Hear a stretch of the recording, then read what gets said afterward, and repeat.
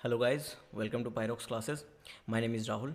और आज की जो ये वीडियो है ये अपनी थोड़ी स्पेशल रहने वाली है, क्योंकि मैं आपको बता दूं कि एसएससी ने सीजीएल एग्जामिनेशन 2023 का जो है वो नोटिफिकेशन आउट कर दिया है।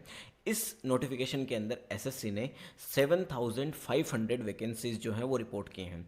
यानी एटलीस्ट आपको 7500 वैकेंसीज तो देखने को इसके अंदर मिलेंगी। ठीक है, एग्ज़ाम कब से कब तक है, फॉर्म कब से कब तक है और कितना आपको फीस वगैरह चार्ज होंगी, ये सारी इस वीडियो के अंदर अपन डिस्कस करेंगे। इसके अलावा अगर आप एक बिगिनर स्टूडेंट हैं या फिर मान लेते हैं कि अगर आप पहले से कोई प्रिपरेशन कर रहे हो, चाहे आप बैंकिंग की प्रिपरेशन कर रहे हो या फिर कोई और एग्ज़ाम जो स्टेट एग्ज़ाम है उनकी प्रिपरेशन कर रहे हो, तो क्या आपको एसएससी का ये जो फॉर्म है ये फिल करना चाहिए?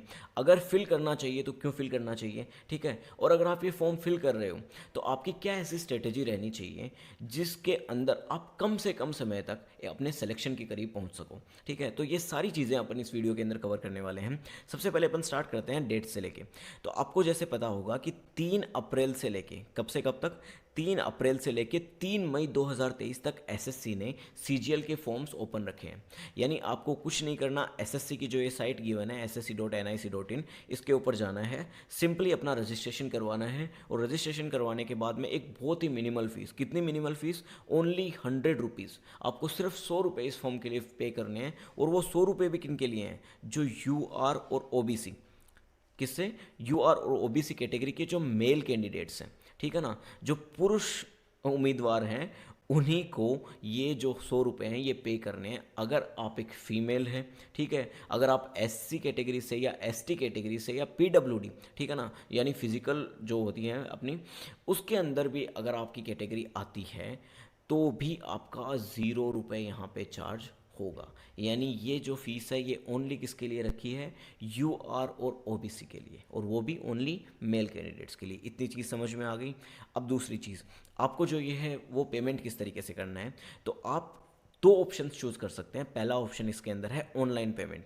आप जब भी फॉर्म फिल करें तो आपको सिंपल सा ऑनलाइन, यानी आप यूपीआई से, अपने डेबिट या क्रेडिट कार्ड से या नेट बैंकिंग से, जो भी आपके लिए कन्वीनियंट हो उस तरीके से आप 100 रुपये इसके अंदर पेमेंट कर सकते हैं। अगर आपको लगता है कि आप ऑनलाइन ना करा के ऑफलाइन करवाना चाहें तो उसके लिए भी आप ऑफलाइन चालान निकलवा सकते हैं एसबीआई से, और आप ऑफलाइन भी पेमेंट कर सकते हैं। यानी एसएससी ने आपको दोनों ऑप्शंस दिए हैं, आपको जो ज़्यादा कन्वीनियंट लगे उस ऑप्शन से आप जा सकते हो।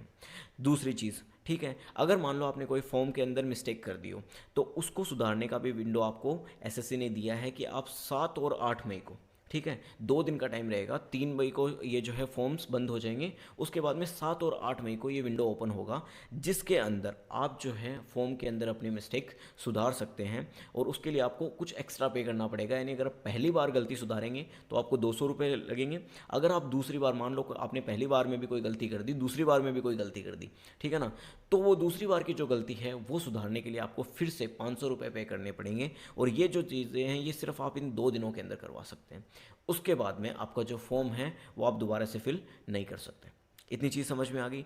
तीसरी चीज़, इसके अंदर दे रखा है tentative schedule of tyre 1 examination. तो इसके अंदर दे रखी है अपने को जुलाई 2023, यानी जुलाई 2023 तक आपका जो एग्ज़ाम है वो कंडक्ट एसएससी करवा लेगी। तो मैं आपको ये चीज़ भी बता देता हूँ, एसएससी ने अपने प्रीवियस नोटिफिकेशन के अंदर एक प्रीवियस नोटिस निकाला था पहले से, उसके अंदर एक टेंटेटिव कैलेंडर पहले से दे दिया है, जिसके अंदर टायर 1 की डेट्स ऑलरेडी मेंशन है। और वो है, आपको जो टायर 1 है वो देना होगा 14 जुलाई से लेकर 27 जुलाई के बीच में। कब से लेके कब तक? 14 जुलाई से 27 जुलाई के बीच में आपको ये एग्जामिनेशन देना होगा। ठीक है, 2021 जो था उस तक एसएससी का पैटर्न थोड़ा अलग था, उसमें शिफ्ट्स भी बहुत कम होती थी। यानी प्री का आप एग्ज़ाम देते थे, यानी टायर 1 का जो आप एग्ज़ाम देते थे वो आपको 3 शिफ्ट्स के अंदर देना होता था।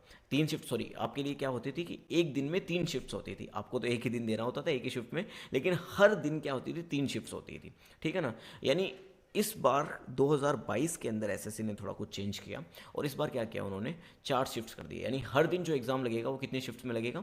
4 शिफ्ट में। ठीक है, अब उसके बाद में टायर 2 की जो एग्ज़ाम है वो कब से होने वाली है, तो ये देखो कोई भी नहीं बता सकता, लेकिन जहाँ तक मान के चले, आप मान के चलना कि अगर ये जुलाई के अंदर ये होने वाला है तो 3 महीने का टाइम अपने को एसएससी एटलीस्ट देता है। ठीक है, 2.5 से 3 महीने का टाइम अपने को देता है प्री और मेंस के बीच में। ठीक है, यानी आप अगर जुलाई की बात करते हैं तो अक्टूबर या नवंबर तक आपका जो है वो मेंस भी कंप्लीट हो जाएगा। पहले इसके अंदर बहुत ज़्यादा प्रोसेसेस थे, लेकिन अब टायर 1 और टायर 2 के अंदर पूरा सब कुछ क्लियर है। एग्ज़ाम का क्या पैटर्न रहने वाला है ये मैं आपको बता दूंगा। ये कम्प्लीटली आपको इतनी चीज़ें समझ में आ गई, ठीक है। दूसरी चीज़, आप जब भी फॉर्म फिल करो एसएससी का, आप सीजीएल का जब फॉर्म फिल करने जाओ, तो उससे पहले जो एसएससी का ओरिजिनल ये जो नोटिस है, आप एक बार इससे गो थ्रू हो जाना। इसके अंदर आपको सारी डिटेल्स मिल जाएंगी। अगर आपको कोई सर्टिफिकेट से रिलेटेड इशू है या कोई एज से रिलेटेड इशू है, तो ये सारी चीज़ें इस नोटिस के अंदर ऑलरेडी मेंशन है। अगर फिर भी आपके लिए कोई डाउट रहता है तो आप नीचे कमेंट कर सकते हैं, मैं आपको उसके लिए एक सेपरेट वीडियो में वो सारा डाउट आपका क्लियर करवा दूंगा। इतनी चीज़ आगे समझ में, ठीक है। अब अपन बात करते हैं कि एग्ज़ाम का क्या क्या पैटर्न रहने वाला है। तो जैसा कि मैंने आपको बताया कि ये जो एग्ज़ाम है ये 2 टायर्स के अंदर कंप्लीट होता है। एक होता है अपना टायर 1, एक होता है टायर 2, ठीक है। अब बात करते हैं टायर 1 की। देखिए, सबसे पहले मैं आपको बता देता हूँ, टायर 1 जो होता है ना, वो टोटल आपका 200 मार्क्स का होता है। कितने मार्क्स का होता है? 200 मार्क्स का। और ये 200 मार्क्स क्या होते हैं? 4 सब्जेक्ट्स के अंदर डिवाइड होते हैं। पहला सब्जेक्ट इसके अंदर अपने को गिवन है रीजनिंग, ठीक है। रीजनिंग के अंदर आपके पास में 25 टोटल क्वेश्चंस होंगे, और ये टोटल कितने मार्क्स का होगा? 50 मार्क्स का। यानी आप देख के समझ सकते हो कि ये जो 25 क्वेश्चन होंगे, हर एक क्वेश्चन जो है वो आपको कितने मार्क्स का मिलेगा? 2 मार्क्स का। अगर आपने राइट आंसर किया तो आपको यहाँ पे +2 मार्क्स मिलेंगे। अगर आपने कोई भी रॉन्ग आंसर दिया तो आपका -0.5 जो है वो डिडक्ट हो जाएगा। कहने का मतलब सिंपल सी चीज़ ये है कि इसके अंदर नेगेटिव मार्किंग होती है। इतनी बात आ गई समझ में? तो आप यहाँ पे देख सकते हो कि इसके 25 क्वेश्चन जो होते हैं वो होते हैं रीजनिंग के। उसके बाद में 25 क्वेश्चन आएंगे आपके जनरल अवेयरनेस, जिसको अपन क्या बोलते हैं? जीके। यानी इसके अंदर जीके के भी कितने क्वेश्चन आपको देखने के लिए मिलेंगे? 25 क्वेश्चन। इसी तरीके से क्वांटिटेटिव एप्टीट्यूड यानी मैथ्स के भी इसके अंदर कितने क्वेश्चन आते हैं? 25 क्वेश्चन मैथ्स के आते हैं। और इंग्लिश के भी 25 क्वेश्चन। यानी ये जो चारों सब्जेक्ट है ना, ये अपना 25% वेटेज रखते हैं, ठीक है। टोटल जो है वो 200 मार्क्स आप देख सकते हो कि 50 50 50 और 50, यानी ये टोटल चारों सब्जेक्ट जो हैं वो इक्वल मार्क्स के होते हैं। और ये कितने हैं? टोटल मिला के 200 मार्क्स। इतनी चीज़ आपको आगे समझ में। अब आपके लिए एक रिलीफ वाली चीज़ के अंदर क्या हो सकती है? देखो, एसएससी ने 2021 तक एसएससी का पैटर्न ये रहता था कि आपके जो टायर 1, टायर 2 और पहले एक टायर 3 भी लगता था, इन तीनों के मार्क्स जो थे ना वो इंक्लूड करके आपकी मेरिट बनती थी। यानी आपको उसके बाद के अंदर अपनी पोस्ट जो है वो चॉइस की मिलती थी।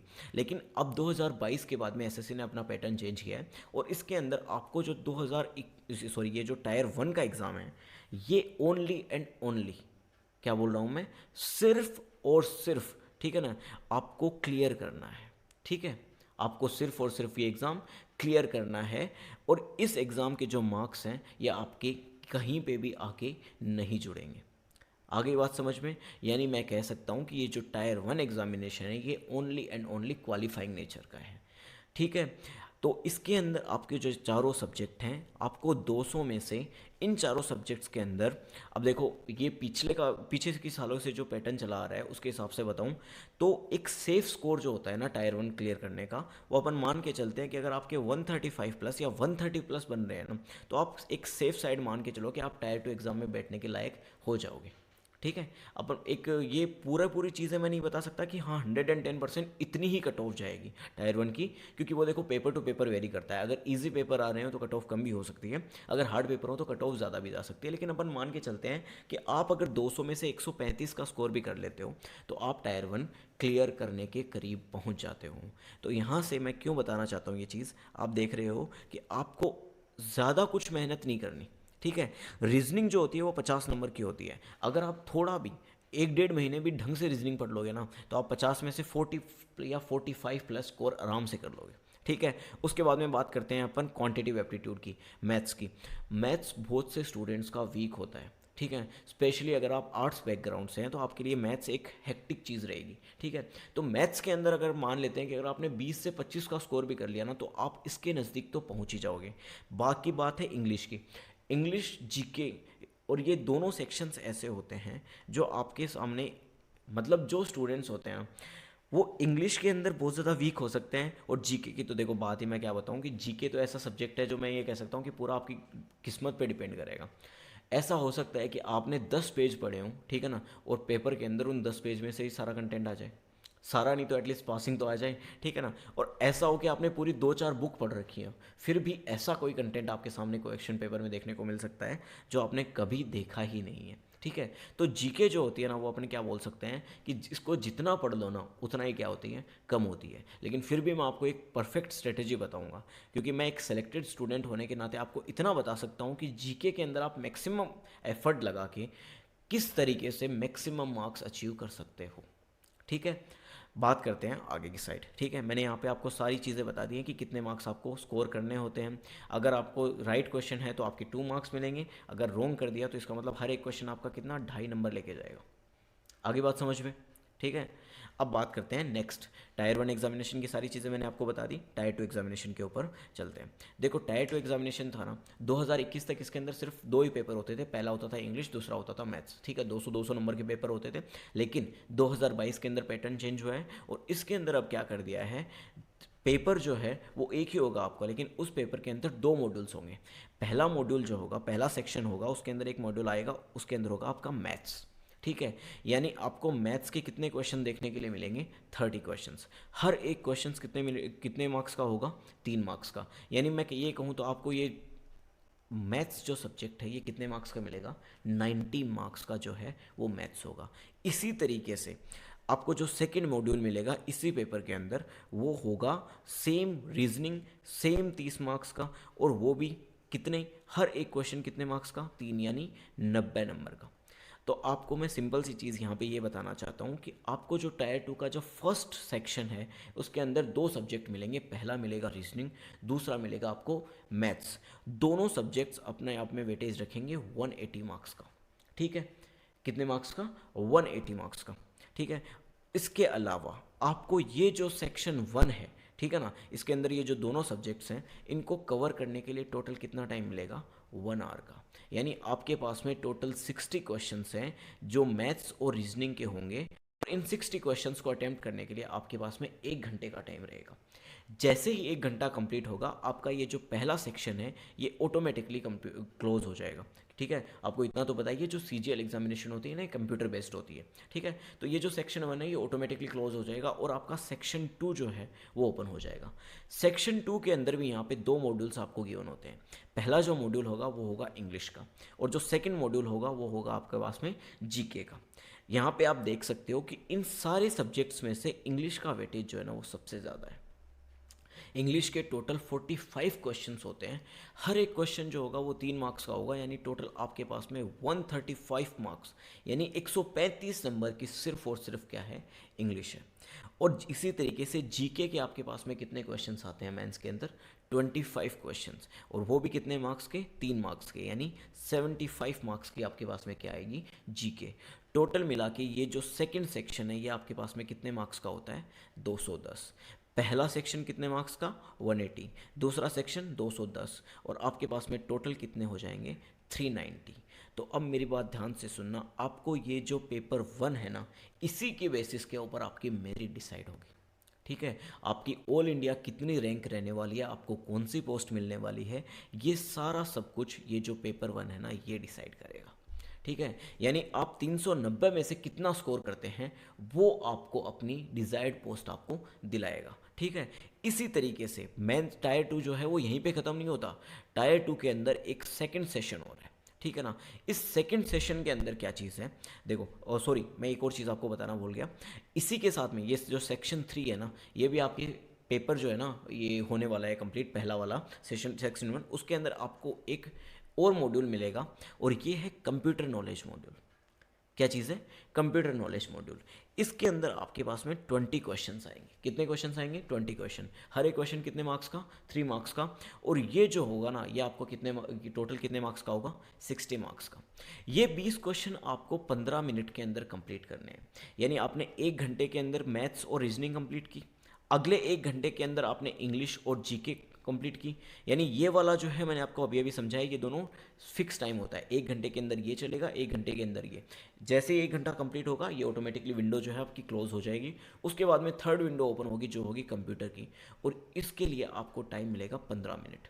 यानी आपको 15 मिनट के अंदर कंप्यूटर के 20 क्वेश्चन करने हैं।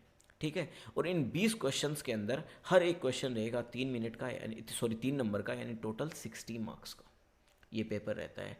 अब मेरी बात जो बताने वाला हूँ वो ध्यान से सुना। ये जो सेक्शन है ना ये सिर्फ क्वालिफाइंग नेचर का है। यानी आपको ये सेक्शन जो है ये क्वालिफाई करना कंपलसरी है। एसएससी की जितनी भी पोस्ट हैं उसके अंदर आपको ये जो सेक्शन है ना ये क्वालिफाई करना ज़रूरी है। आ गई मेरी बात समझ में? अब मैं आपको ये कितना ज़्यादा इम्पोर्टेंट है वो बताता हूँ। इस बार जो 2022 का सीजीएल हुआ है उसके अंदर बहुत से बच्चे ऐसे हैं जिन्होंने 300 प्लस स्कोर किया है। यानी 390 में से सेकंड पेपर के अंदर जो मैंने आपको समझाया था कि ये जो मॉड्यूल होता है अपना टायर 1 का जिसके मेरिट बनती है जिस पे इसके ऊपर, यानी 390 में से 300 प्लस स्कोर किए हैं। पर उनके कंप्यूटर के अंदर उनका ऐसा स्कोर है कि वो कंप्यूटर के अंदर क्वालिफाई भी नहीं कर पा रहे हैं। यानी उनके इतने मार्क्स भी नहीं आ रहे। यानी एसएससी क्या बोलता है कि आपको इन 60 में से एटलीस्ट 80 नंबर तो लेके आने हैं। ठीक है, एसएससी ने बोला है कि आपको एटलीस्ट 30% तो स्कोर करना पड़ेगा अगर आप यूआर कैटेगरी से बिलोंग करते हैं। अगर आप ओबीसी से हैं तो आपके लिए 15% है ये। ठीक है, यानी आपको एटलीस्ट 15 नंबर तो मान के चलते हैं कि आपके पास में इतने नंबर तो आने ही चाहिए। तो मेरे भाई ऐसे बच्चे भी हैं जिनके इसके अंदर 15 नंबर भी नहीं आ रहे कंप्यूटर सेक्शन के अंदर। और अगर आपने इस पेपर को फेल कर दिया, अगर आप इस पेपर में क्वालिफाई नहीं कर पाए, तो आपके जो पहला पेपर है उसके अंदर कितने भी मार्क्स बने हों कोई मैटर नहीं करता। आपका जो सिलेक्शन है ना उस तक आपको ये पेपर भी पहुंचाने में हेल्प करेगा। है सिर्फ क्वालिफाइंग नेचर का, लेकिन हेल्प ये भी अपनी पूरी करेगा। अगर आपने इसके अंदर फेल हो गए आप इसके अंदर, तो आप आगे नहीं जा पाएंगे, आपको किसी भी पोस्ट के अंदर सिलेक्शन नहीं मिलेगा। इतनी चीज़ें क्लियर हुई, यानी ये भी अपना एक मोस्ट इम्पॉर्टेंट टॉपिक रहता है। उसके बाद में आपको क्या होता है, देखो सेशन 2 दिया हुआ है। ये सेशन 1 जैसे ही खत्म होगा ना, सेशन 1 यानी ये तीनों चीज़ें जैसे ही खत्म होगी, ये टोटल 2 घंटे 15 मिनट का टोटल प्रोसेस है। ये जैसे ही खत्म होगा उसके बाद में आपको 2 घंटे का रेस्ट मिलेगा। ठीक है ना, पेपर खत्म होने के बाद में 2 घंटे का आपको टाइम मिलेगा। उसके बाद में आपका एक जो है ना वो होता है डाटा एंट्री स्पीड टेस्ट। इसके अंदर क्या चीज़ होती है, इसके अंदर आपको 2000 की डिप्रेशन यानी 2000 की डिप्रेशन करने पड़ते हैं 15 मिनट के अंदर। यानी आपको कुछ नहीं करनी, सिंपल सी आपको टाइपिंग करनी है। आपके पास में एक पैराग्राफ दिया जाएगा, उस पैराग्राफ को आपको टाइप करना है। ठीक है, ये पैराग्राफ भी आपको कंप्यूटर की स्क्रीन के ऊपर ही मिल जाएगा। ठीक है, वो आपको सिंपल सा टाइप करना है, उसके लिए आपको 15 मिनट मिलेंगे। ठीक है, यानी मैं सिंपल सा आपको बताऊं तो आपको चाहिए 27 वर्ड्स पर मिनट की स्पीड। कितनी स्पीड चाहिए? 27 वर्ड पर मिनट की स्पीड चाहिए, ताकि आप 15 मिनट के अंदर ये जो पैराग्राफ है ये कंप्लीट कर सके। अगर आप इसके अंदर भी फेल हो जाते हैं, देखो इसके अंदर भी है ना, एसएससी ने क्राइटेरिया दे रखा है कि आपके पास में कुछ एरर परसेंटेज होता है। 2021 तक ये क्या था, 2021 तक जो एरर परसेंटेज दिया था वो यूआर के लिए कितना होता था, 5%। यानी आप उस पूरे पैराग्राफ के अंदर 5% गलतियाँ कर सकते हो। और ओबीसी जो ये है होते हैं उनके लिए 7% अलाउ था, ओबीसी एससी एसटी इनके लिए 7% अलाउ था। लेकिन 2022 के बाद में एसएससी ने अभी तक कोई ऐसा स्पेसिफिक दिया नहीं है कि आप कितनी गलतियां कर सकते हो। लेकिन अगर मैं पहले का मान के चलूँ तो 5% अगर वो अलाउ करते हैं, ठीक है, कि 5% आप गलतियां अलाउ करते हो, अगर आपने इसके बाद में कोई 2 मिस्टेक्स और भी कर दी ना, तो भी आप ये जो मॉड्यूल है वो फेल कर जाओगे। और इसी तरीके से आपका यहीं पे सफ़र क्या हो जाएगा, समाप्त हो जाएगा। आगे बात समझ में? यानी फिर आप मुंबई नहीं जा सकते। ठीक है, समझ गए मेरी बात? ये जोक है, कोई बात नहीं। मुंबई मतलब आप कहीं भी जहाँ पे भी आप पोस्टिंग लेना चाहो वहाँ पे आप नहीं जा सकते, कहने का मतलब आप फेल हो जाओगे। इतनी चीज़ें आ गई समझ में? ठीक है, नेक्स्ट चीज़ चलें। इसके अलावा देखो, ये जो पेपर है ये पेपर 2 होता है स्टैटिक्स का, और इसके अलावा एक थर्ड पेपर होता है वो होता है फाइनेंस एंड इकोनॉमिक्स का। ये जो स्टैटिक्स का पेपर रहता है ये रहता है एसएससी की जेएसओ पोस्ट के लिए। ठीक है, जो आप जूनियर जो होते हैं ना स्टैटिस्टिकल ऑफिसर, उनके लिए ये होता है जेएसओ की पोस्ट के लिए। और ये जो होता है ये होता है डबलएओ की पोस्ट के लिए, असिस्टेंट ऑडिट ऑफिसर की पोस्ट के लिए ये पेपर होता है। अगर आपके टायर 1 के अंदर, हाँ एक और चीज़ मैं बता देता हूँ, आप इन पेपर्स के लिए कब क्वालिफाई कर पाओगे। टायर 1 जो होता है ना उसकी 3 कट ऑफ निकलती हैं। एक जो कट ऑफ होती है ना वो होती है डबलएओ के पेपर के लिए, कि डबलएओ के का जो पेपर है ना वो उसके लिए कितने कैंडिडेट्स एलिजिबल हुए हैं। और ये जो कट ऑफ है ना ये अपनी नॉर्मल कट ऑफ से मान के चलिए 20 से 25 नंबर ऊपर जाती है। ठीक, आप चाहे किसी भी कैटेगरी से हो, आप मान के चलिए, अगर मान लेता हूँ मैं कि 130 कट ऑफ प्री की गई है सीजीएल की बाकी पेपर्स के लिए, तो डबलएओ की कट ऑफ जो होगी ना वो 150 प्लस 110% जाएगी। ठीक है, इसी तरीके से दूसरी जो कट ऑफ होती है वो जेएसओ के लिए होती है। क्या मैं इसको सही बोल रहा हूँ, जेएसओ? हाँ जेएसओ के लिए होती है, ठीक है ना, जूनियर स्टैटिस्टिकल ऑफिसर, इसके लिए होती है। थर्ड जो कट ऑफ होती है वो किसके लिए होती है, वो होती है अपने बाकी जितने भी इसके अंदर पोस्ट हैं, यानी आप इंस्पेक्टर की पोस्ट ले सकते हो, आप एएसओ की पोस्ट ले सकते हो, यानी बाकी जितने भी डिपार्टमेंट हैं उसके लिए आपको थर्ड लिस्ट जो है ना वो क्या करनी पड़ेगी, क्लियर करनी पड़ेगी। अगर आपने पहली यानी डब्ल्यू की कट ऑफ क्लियर कर ली है तो आप डब्ल्यू का पेपर ये जो है ये दे पाएंगे। अगर आपने कट ऑफ क्लियर नहीं किया तो आपके पास में ये पेपर देने का कोई हक नहीं है, कहने का मतलब आप ये पेपर नहीं दे सकते। इसी तरीके से जेएसओ जो है ना उसके लिए एक कंपलसरी चीज़ है, और वो कंपलसरी चीज़ ये है कि आपके 12th के अंदर मैथ्स होनी चाहिए, ठीक है ना, और मैथ्स के अंदर एटलीस्ट 60% होनी चाहिए, यानी आपके 100 में से एटलीस्ट 60 मार्क्स तो होने चाहिए, तभी जाके आप इस पेपर के लिए क्या रहते हैं, एलिजिबल रहते हैं। ठीक है, तो इनका पेपर का भी क्या सेम रहता है कि 100 क्वेश्चंस आएंगे जेएसओ के पेपर के अंदर, और ये हर एक क्वेश्चन जो है ना वो 2 नंबर का रहेगा, यानी आपको 200 में से स्कोर करना है। इनके लिए कट ऑफ्स अलग से निकलती हैं, डब्ल्यूओ के पेपर के लिए और जेएसओ के पेपर के लिए कट ऑफ अलग से निकलती हैं, ठीक है ना। मैं ये डब्ल्यूओ जो और जेएसओ जो है ना वो आपको अलग से एक वीडियो के अंदर समझा दूंगा। इतनी चीज़ें आपकी क्लियर हुई, ठीक है, क्या क्या इसका पैटर्न रहने वाला है, क्या कुछ चीज़ें हैं इसके अंदर, ठीक है। अब बात करते हैं अपन आगे कि इसका सिलेबस क्या होता है, और अगर सिलेबस इसका इतना वास्ट है, ठीक है ना, तो क्या अपन एक 3 महीने 4 महीने या 5 महीने की तैयारी के अंदर एसएससी सीजीएल है वो क्रैक कर सकते हैं, ठीक है। तो नेक्स्ट स्लाइड के अंदर बात करते हैं इसके बारे में। अब देखिए आपके पास सबसे सिंपल सा क्वेश्चन रहेगा कि is it possible to crack CGL in 3.5 months. जैसा मैंने आपको बताया कि जुलाई के अंदर जो है वो इसका एग्ज़ाम होने वाला है टायर 1 का। तो क्या आप एक बिगिनर हो, ठीक है, अगर आप एक बिगिनर हो तो क्या 3.5 महीने के अंदर आप एसएससी सीजीएल क्रैक कर सकते हो या नहीं कर सकते। तो मेरा सिंपल सा आंसर है ईजीली कर सकते हो, हाँ आप कर सकते हो, लेकिन उसके लिए क्या है, कंडीशंस है कुछ। पहली कंडीशन क्या है कि आपको है ना एटलीस्ट 2 सब्जेक्ट आपके पास में बहुत ज़्यादा स्ट्रॉन्ग होने चाहिए, ठीक है। 4 सब्जेक्ट मैंने आपको बताए हैं, कौन कौन से, जीके, रीजनिंग, मैथ्स और इंग्लिश। इसमें से कोई भी 2 सब्जेक्ट है ना वो आपके बहुत ज़्यादा क्या होने चाहिए, स्ट्रॉन्ग होने चाहिए, चाहे वो रीजनिंग ले लो, ठीक है, और चाहे मैथ्स। कई बच्चे क्या होते हैं उनकी रीजनिंग के लिए मैंने आपको पहले कह दिया कि अगर आप ढंग से 1 से 1.5 महीने भी रीजनिंग पढ़ लोगे ना, ठीक है ना, आपकी रीजनिंग बहुत ज़्यादा स्ट्रॉन्ग हो जाएगी। रीजनिंग एसएससी बहुत सिंपल रीजनिंग पूछता है, ठीक है। रीजनिंग के अंदर ऐसा कुछ भी नहीं है जो आप नहीं कर पाओगे, ठीक है।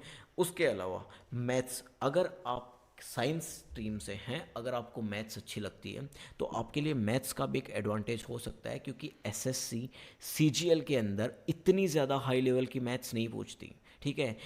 कहने को ये कंबाइंड ग्रेजुएशन लेवल है, लेकिन जो मैथ्स आती है वो 10th लेवल तक की मैथ्स आती है। इसी तरीके से जो इंग्लिश सब्जेक्ट है ना उसके अंदर आपको कुछ नहीं करना होता, आपको कुछ सिंपल से रूल्स पता होने चाहिए, ठीक है। आपको थोड़ी बहुत वोकेब का नॉलेज होना चाहिए। अगर आपकी इंग्लिश पहले से स्ट्रॉन्ग है ना तो आप ये मान के चलिए कि इंग्लिश जो सब्जेक्ट है एसएससी सीजीएल के अंदर उससे ज़्यादा इजी कुछ नहीं आता, बहुत इजी इंग्लिश पूछी जाती है इसके अंदर। बात करें अगर जीके की, देखो मैंने आपको पहले ही बता दिया है जीके जो है ये बहुत वास्ट सब्जेक्ट है, इतना ज़्यादा कंटेंट है ना इसके अंदर, लेकिन फिर भी कुछ चीज़ें ऐसी हैं जो फिक्स्ड हैं, ठीक है, हर पेपर के अंदर या हर बार बोलूँ तो रिपीट होती रहती हैं। तो आपको बस वो सारी चीज़ें कवर करनी है। तो मैं आपको बेसिक सा एक यहाँ पे ओवरव्यू दे देता हूँ किस चीज़ के बारे में, कि क्या क्या अपना पास में सिलेबस रहने वाला है इन सब का, ठीक है ना। और ये जो सिलेबस है क्या अपन 3.5 महीने के अंदर ये सब कुछ कवर कर सकते हैं, अगर कवर कर सकते हैं तो किस तरीके से कवर कर सकते हैं, अब ये सारी बातें करते हैं, ठीक है। पहली चीज़, सबसे पहले मैं आपको बताता हूँ जीके के बारे में, ठीक है। किस चीज़ के बारे में बात करता हूँ मैं, जीके के बारे में, टॉपिक वाइज चलेंगे। देखिए जीके के लिए आपके पास में यहाँ पे मैंने 2 बुक्स लिए हैं, ठीक है। कितनी बुक्स हैं आपके पास में, 2 बुक्स। सबसे इम्पोर्टेंट जो चीज़ है ना वो है सबसे पहले ये ल्यूसेंट की सामान्य ज्ञान। अगर आप एक हिंदी मीडियम स्टूडेंट हैं और कोई भी गवर्नमेंट एग्जाम की प्रिपरेशन कर रहे हैं तो मैं ये मानता हूँ आपके पास में ये बुक 110% होनी चाहिए, ठीक है। क्यों होनी चाहिए, देखो ये जो बुक है ना ये मैक्सिमम मेरे हिसाब से 200-250 पेज की आती होगी, और इसके अंदर सीजीएल से रिलेटेड या फिर मैं यूँ बोलूँ कोई भी एग्ज़ाम से रिलेटेड सारा कंटेंट, ठीक है, सब्जेक्ट वाइज गिवन है। यानी अगर आपको हिस्ट्री पढ़नी है तो जो हिस्ट्री का आपको एक बेसिक ओवरव्यू है, ऊपर ऊपर से जिसको अपन बोलते हैं कि कंप्लीट नॉलेज, वो आपको ये बुक प्रोवाइड करवाती है, ठीक है। और मैक्सिमम एग्ज़ाम्स के अंदर क्या बोल रहा हूँ, मैक्सिमम एग्जाम्स के अंदर इस बुक में से क्वेश्चंस एकदम सीधे सीधे पूछे जाते हैं। ठीक है, पढ़ने का क्या तरीका है इस बुक का, देखिए अगर आप हिंदी मीडियम स्टूडेंट हैं तो आप ये बुक ले लीजिए, अगर आप इंग्लिश मीडियम स्टूडेंट हैं तो आपके लिए ये लुसेंट की ये बुक आती है। इसके अंदर आपको क्या मिलता है चैप्टर वाइज, जैसे सबसे पहले बात करते हैं तो सबसे पहले ये हिस्ट्री कवर करती है। हिस्ट्री मैक्स टू मैक्स ये मान के चलिए 40 से 45 पेज के अंदर आपको कंप्लीट हिस्ट्री, जिसके अंदर एंशिएंट से लेके मिडाइवल और ये जो नई, ठीक है ना, 1857 की क्रांति के बाद की जो जो चीज़ें हुई हैं ना, या इतनी अभी तक भी जो जो क्या डेवलपमेंट चल रहा है, ये सारा सब कुछ इस बुक के अंदर कवर होता है। इतनी चीज़ें आ गई समझ में। तो आपको कुछ नहीं करना, अगर आप 3.5 महीने के अंदर यूँ सोच रहे हो कि मैं जीके की प्रिपरेशन कर लूँ, तो आपको सबसे पहले ये दोनों बुक्स परचेज कर लेनी चाहिए। ठीक है, दोनों बुक्स किसके लिए, हिंदी मीडियम स्टूडेंट के लिए ये वाली और इंग्लिश मीडियम स्टूडेंट्स के लिए ये वाली बुक। इतनी चीज़ आ गई आपके पास में समझ में। आपको कुछ नहीं करना, आपको हर एक टॉपिक है ना, अब मैं बताता हूँ आपको जीके पढ़ने की स्ट्रेटेजी क्या होनी चाहिए। देखो सबसे पहले अगर आपने स्टार्ट किया है हिस्ट्री, ठीक है, तो आप ये मान के चलिए कि आपको ये जो 40 से 45 पेज है ना, ये मेरे को कितने दिन में ख़त्म करने हैं। एक फिक्स टाइम बना लो कि 7 दिन के अंदर मुझे एक सारा का सारा कंप्लीट करना है, यानी हिस्ट्री के अंदर जो भी चीज़ें हैं ना, ये मुझे कितने दिन में कवर करनी है, 7 दिन में। देखो मैं स्टार्टिंग के अंदर आपको कुछ अनरियलिस्टिक सी चीज़ें नहीं बता रहा, ठीक है ना, कि आप ना 2 दिन में कंप्लीट कर लोगे, 3 दिन में नहीं हो पाएंगी, बिल्कुल नहीं हो पाएंगी। अगर आप सोच रहे हो अगर अपने माइंड में, ठीक है ना, आपको इतना ज़्यादा टाइम भी एक ही सब्जेक्ट को नहीं देना कि आप बाकी सारे सब्जेक्ट जो है ना उनको एक साइड रख दो, ऐसा नहीं करना।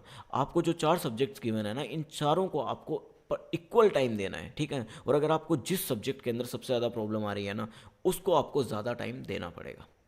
इतनी चीज़ें क्लियर हुई, ठीक है। तो पहली चीज़ मैं आपको बता रहा हूँ स्ट्रेटेजी जीके के लिए। तो अगर आपने हिस्ट्री उठाई है और हिस्ट्री में आपको कितने दिन देने हैं, 7 दिन।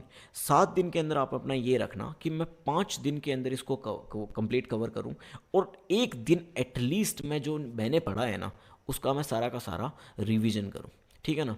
अगर आपने ढंग से कोई भी हिस्ट्री या फिर कोई भी मैं बोल रहा हूँ टॉपिक पढ़ा है ना, तो आपको मैक्स टू मैक्स 2 से 2.5 घंटे लगते हैं कंप्लीट उसका रिवीजन करने में, ठीक है। इसके अलावा आप हिस्ट्री पढ़ रहे हो, मान लेते हैं कि आपने पहले दिन 10 पेज पढ़े, कितने पेज पढ़े, 10 पेज पढ़े, तो आप जब दूसरे दिन है ना ये बुक लेके बैठो ना, ठीक है, तो उससे पहले आपके जो जो इंपॉर्टेंट चीज़ें आपको लगता है कि ये सारी चीज़ें मेरे एग्जाम में आ सकती हैं, ठीक है ना, उनको हाईलाइट कर लेना पहले दिन पढ़ते वक्त। दूसरे दिन बैठते ही ना सबसे पहले उनको रिवाइज करो, यानी कि जो पहले वाले 10 पेज है ना, एटलीस्ट उनके ऊपर है ना, आप ज़्यादा नहीं बोल रहा तो कम से कम 20 मिनट तो अपने इन्वेस्ट करो, ठीक है ना। उससे होगा क्या, रोज़ रोज़ रोज़ रोज़ आपके सामने वो जो फैक्ट है ना वो रिकॉल होगा। जीके कभी भी इस तरीके से नहीं पढ़ी जाती कि आपने एक बुक की तरह उसको ओपन किया, पहला पेज पढ़ा, दूसरा पेज पढ़ा, तीसरा पेज पढ़ा, नेक्स्ट दिन खोला, चौथे पेज से स्टार्ट कर दिया। मेरे भाई या बहन कभी भी जीके को इस तरीके से कंप्लीट नहीं कर पाओगे, ठीक है। और अगर आपको सीजीएल के अंदर अपनी ड्रीम पोस्ट चाहिए ना, तो आपको जीके के अंदर टाइम इन्वेस्ट करना पड़ेगा, ठीक है। मेरी जो स्ट्रेटेजी थी, ठीक है ना, वो यही थी कि मैं पहले उस चैप्टर को ढंग से पढ़ता था, एटलीस्ट 7 से 8 दिन उसको देता था, ठीक है। और जो पहले मैंने पढ़ लिया उन सब का मैं साथ साथ में रिवीजन लेके चलता था। जैसे ही वो सब्जेक्ट मेरा कंप्लीट हुआ, उसके बाद में एक पूरा, यानी एक दिन में कंप्लीट रिवीजन उसका करता था। और उसके बाद में ये जो एक दिन नेक्स्ट जो बता रहा हूँ कि ये तो 7 दिन का टाइम मैंने आपको बता दिया कि 5 दिन के अंदर ये सारे कंप्लीट करो, एक दिन में रिवीजन करो। आपके पास में लास्ट जो एक दिन बचा है उसके अंदर आपको क्या करना है, तो उसके लिए मैं आपको रिकमेंड करूँगा, आप एक किरण की बुक आती है जो मैं आपको नेक्स्ट पेज पे दिखा भी दूंगा। किरण की एक बुक आती है, उसके अंदर सारे ऑब्जेक्टिव टाइप क्वेश्चंस गिवन है जो आज तक एसएससी ने पूछे हैं। आप वो बुक परचेज कर सकते हैं और वहाँ से वो क्वेश्चंस आपको एग्ज़ाम के अंदर जो पैटर्न आता है उसके तरीके से फॉर्म किए हुए मिलेंगे, यानी सारे ऑब्जेक्टिव क्वेश्चंस आपको वहाँ पे मिलेंगे। वहाँ पे आप क्या करो, उस एक दिन के अंदर वो प्रैक्टिस करो कि आपने जो जो चीज़ें पढ़ी है ना। देखो एक पढ़ना अलग होता है, मैंने आपको बोल दिया कोई भी फैक्ट, ठीक है ना, मैंने ये बोल दिया कि मेरे भाई गंगा जो है ना वो उत्तर भारत की नदी है, ठीक है ना, ये मैंने बोल दिया। अब अगर मैं आपको क्वेश्चन के अंदर इसको बना के दे दूँ ना कि गंगा जो है ना वो कहाँ की नदी है, और वहाँ पे नीचे मैं 4 ऑप्शन आपको दे दूँ कि उत्तर, दक्षिण, पूर्व, पश्चिम, कहीं ना कहीं पे ना कंफ्यूज हो जाओगे। ये तो सिंपल सा क्वेश्चन है, आप सोचोगे इसके अंदर तो क्या कंफ्यूज होना है, लेकिन मान के चलो कि आप कंफ्यूज ऐसे क्वेश्चंस के अंदर बहुत ज़्यादा होते हो। एग्ज़ाम के अंदर जब आप वहाँ पे जाके बैठोगे ना, तो आपके दिमाग के अंदर बहुत सारे जो फैक्ट होते हैं ना वो सारे मिक्स हो जाते हैं। तो इन सारे मिक्सचर्स को दूर करने का एक ही तरीका है, और वो है कि आप ज़्यादा से ज़्यादा उस चीज़ की क्या करो, प्रैक्टिस करो। ठीक है, ये प्रोसेस ख़त्म करने में आपको, जैसे मान लेते हैं पहले आपने हिस्ट्री ली, उसके बाद में आप ले सकते हो पॉलिटी, उसके बाद में आपने ले ली जियोग्राफी, उसके बाद में आपने इकोनॉमिक्स पढ़ ली, उसके बाद में आपने साइंस पढ़ ली। ठीक है, ये सारा सब कुछ, ये जो मटेरियल है ना, इसको कवर करने में आपको 2 से ढाई महीने का टाइम लग जाता है आराम से। लेकिन आप अगर इस अप्रोच से चलोगे ना, तो ये 2 से ढाई महीने आपके इतने वेल स्पेंट होंगे ना, ठीक है ना, कि आप चाहे उसके बाद में कोई भी एग्ज़ाम दो, आपको जीके के लिए कोई टेंशन नहीं होगी। जीके के लिए आप एकदम क्या हो जाओगे, निश्चिंत हो जाओगे। ठीक है, तो पहली चीज़ मैंने आपको बता दी कि जीके के अंदर आपको क्या पढ़ना है। इसके अलावा देखो, जीके के अंदर है ना, एसएससी इसके अलावा क्या क्या चीज़ें पूछती है, स्टैटिक का कुछ ना कुछ पार्ट होता है। क्या होता है स्टैटिक?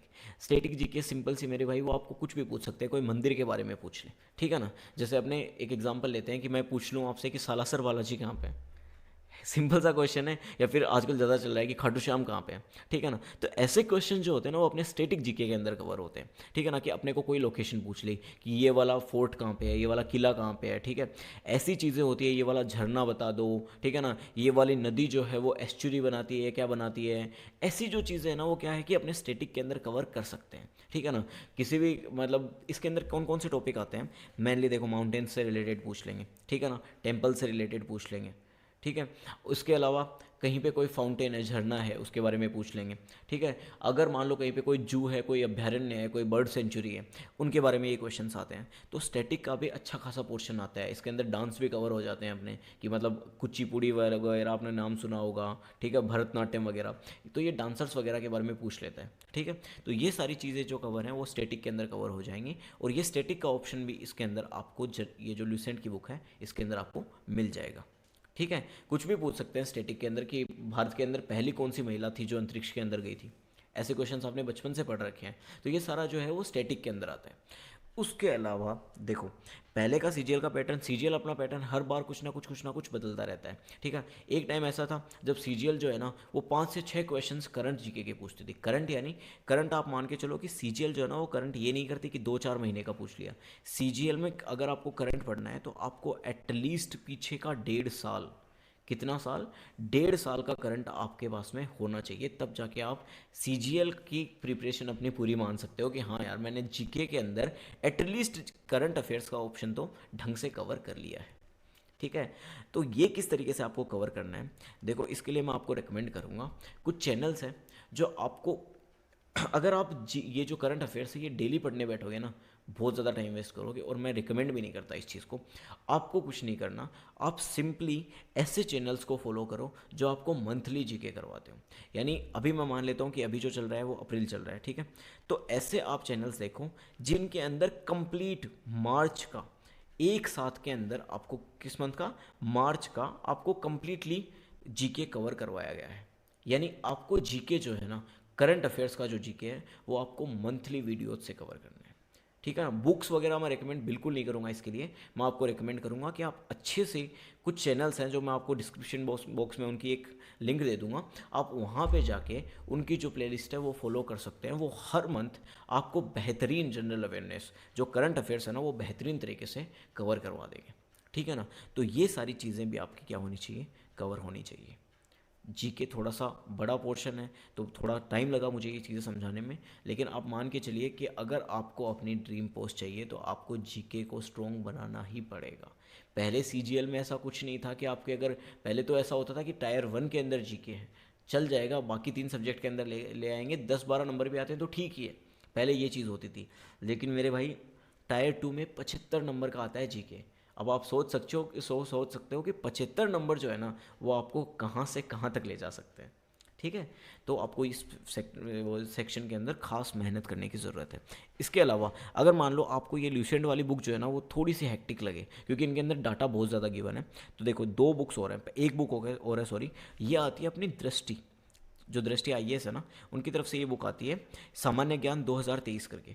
इसके अंदर भी सेम ल्यूसेंट वाला कंटेंट आपको मिलेगा, लेकिन इसके अंदर है ना, चीज़ों को थोड़ा सा ओपन करके और थोड़ा सा अच्छी तरीके से एक्सप्लेन कर रखा है। आपको ज़्यादा डेटा ल्यूसेंट के अंदर मिलेगा, ठीक है ना। लेकिन अगर आपको स्टार्ट करना है ना, तो आप चाहो तो ये जो दृष्टि की सामान्य ज्ञान की बुक है ना, ये परचेज कर सकते हो। ये भी वही 200-250 पेज के अंदर होगी, और इसके अंदर भी सारे सब्जेक्ट, जैसे यहाँ पे सारे सब्जेक्ट गिवन है, ये सारे के सारे इसके अंदर कवर्ड है, ठीक है। और ये है वो बुक किरण वाली जो जो मैंने आपको बताई थी कि आप चाहो तो प्रैक्टिस के लिए ये परचेज कर सकते हो, ठीक है। ये आपको कब परचेज करनी है, जब आपको लगे कि हाँ मेरे को जीके के अंदर बहुत सारी चीज़ें ऑलरेडी पता हैं, बस मुझे प्रैक्टिस करने की रिक्वायरमेंट है, तब आपको ये बुक परचेज करनी है।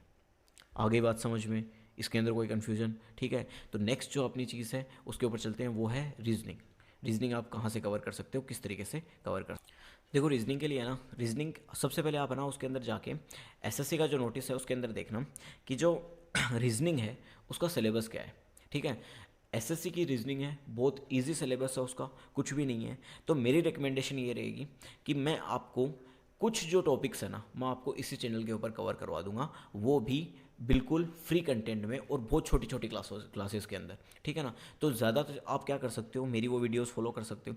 उसके अलावा अगर आपको प्रैक्टिस करनी है तो ये जो है वो राकेश यादव पब्लिकेशंस की जो एक बुक आती है, रीजनिंग विथ ट्रिकी कंसेप्ट्स, ठीक है।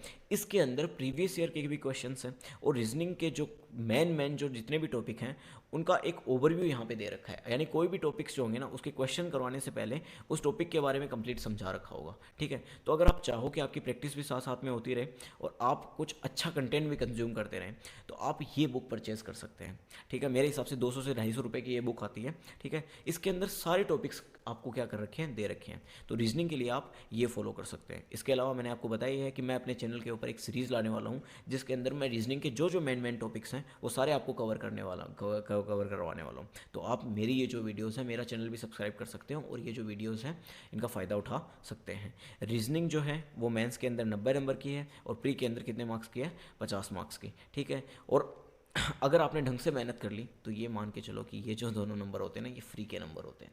रीजनिंग बहुत सिंपल सब्जेक्ट है, कुछ भी ऐसा इसमें हार्ड नहीं है, बस आपको कुछ पैटर्न्स पकड़ने होते हैं और रीजनिंग आपकी इजीली सॉल्व हो जाएगी, ठीक है। तो रीजनिंग के लिए आप चाहो तो ये प्रोसेस कर सकते हो, ठीक है। नेक्स्ट चीज़ के ऊपर चलें, नेक्स्ट है इंग्लिश के लिए। इंग्लिश जो सब्जेक्ट है आपको पता है एक इजी सा सब्जेक्ट मान के चल सकते हो, लेकिन आप चाहे हिंदी मीडियम स्टूडेंट हो, चाहे इंग्लिश मीडियम स्टूडेंट हो, बहुत सारे स्टूडेंट ऐसे होते हैं जिनके इंग्लिश को लेके उनके अंदर थोड़ा बहुत डर होता ही है, ठीक है। उनको ये लगता है कि इंग्लिश के अंदर यार ये चीज़ें कवर कर पाएंगे या नहीं कर पाएंगे, इंग्लिश के अंदर अगर आती है सीजीएल के अंदर तो किस टाइप की इंग्लिश आती है, ठीक है। तो ये सारी चीज़ें मैं आपको बताने वाला हूँ। देखिए पहली चीज़ तो है ना, आप अपने दिमाग से एक चीज़ निकाल दीजिए कि अगर आप एक इंग्लिश मीडियम स्टूडेंट हैं और आपको लगता है कि अपनी इंग्लिश है ना वो बहुत अच्छी चीज़ है, कि मन बोल सकते हैं आराम से इंग्लिश, तो मेरे भाई इंग्लिश जो है ना वो बोलने में अलग होती है। वर्बल जो इंग्लिश है ना वो बहुत अलग चीज़ है, और ये जो कंसेप्चुअल इंग्लिश जो मैं बोलता हूँ ना, कि पेपर के अंदर जो इंग्लिश आती है ना वो बहुत अलग चीज़ है, दोनों बहुत डिफरेंट होती हैं, ठीक है। कि एग्जांपल से समझाता हूँ। अपन है ना बोलने में बोल देते हैं you can consider me as your friend. मैंने क्या बोला अभी अभी कि you can consider me as your friend, ठीक है। यहाँ पे आप, मैं ये लाइन बोल रहा हूँ ना, आप यूँ मान के चलो कि इसके अंदर कोई गलती है या नहीं है, तो आप बोलोगे नहीं यार कोई गलती नहीं लग रही इसके अंदर, ठीक है ना। आपने बहुत लोगों से ये सारी चीज़ें सुनी भी होंगी, ठीक है ना, you can consider me as your friend.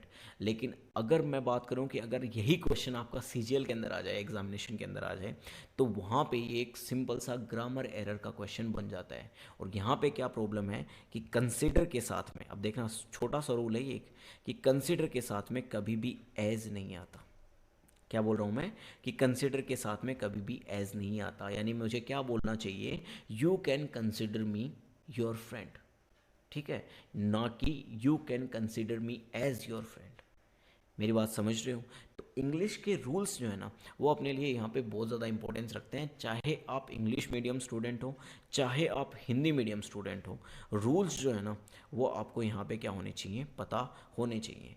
तो सबसे पहले मेरी रिकमेंडेशन आपके लिए रहेगी इंग्लिश की ये बुक, नीतू मैम की बुक आती है केडी कैंपस की, ठीक है। प्लिंथ टू पैरामाउंट करके भी ये बुक है, अगर आपको पुरानी कोई बुक मिल जाए तो आप वो भी परचेज़ कर सकते हो। लेकिन अगर आपको नहीं परचेज़ करनी है तो आप सिंपल सा जाके बोल देना कि केडी पब्लिकेशन की बुक चाहिए इंग्लिश की। इसके अंदर आपको जितने भी रूल्स हैं, क्या बोल रहा हूँ मैं, जितने भी रूल्स हैं, जो भी टॉपिक्स हैं, चाहे वो वर्ब हो, टेंस हो, प्रीपोजिशन हो, ठीक है, एडवर्ब्स हो, कोई भी टॉपिक आप इंग्लिश का ले लो, वो सारे टॉपिक्स इसके अंदर बेहतरीन तरीके से करवाए हुए हैं, ठीक है। और हर एक रूल, हर एक रूल विथ एग्जाम्पल समझाया हुआ है।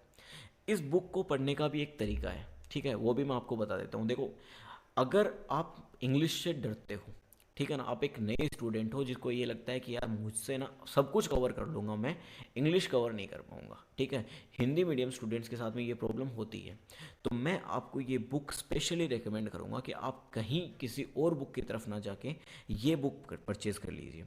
अगर आप इंग्लिश मीडियम स्टूडेंट है जिसको इंग्लिश का बेहतरीन नॉलेज है, फिर भी थोड़ा बहुत अपना नॉलेज और इंक्रीज़ करना चाहते हैं, बढ़ाना चाहते हैं, रूल्स के बारे में जानना चाहते हैं, तो तब तो ये आपके लिए बुक बहुत ज़्यादा इंपॉर्टेंट रहने वाली है, ठीक है। आपको कुछ नहीं करना, इस बुक को स्टार्टिंग में ओपन करना है और जो जो रूल्स है ना वो एक बार आपको नॉर्मली पढ़ने हैं, ठीक है। ये चीज़ें मैं दोनों स्टूडेंट्स के लिए बता रहा हूँ, जो इंग्लिश मीडियम स्टूडेंट हैं उनके लिए भी, जो हिंदी मीडियम स्टूडेंट हैं उनके लिए भी। पहली बार में आपको इस बुक के को किस तरीके से पढ़ना है, आपको ये बुक ओपन करनी है। पहला चैप्टर इसके अंदर होता है वर्ब्स का।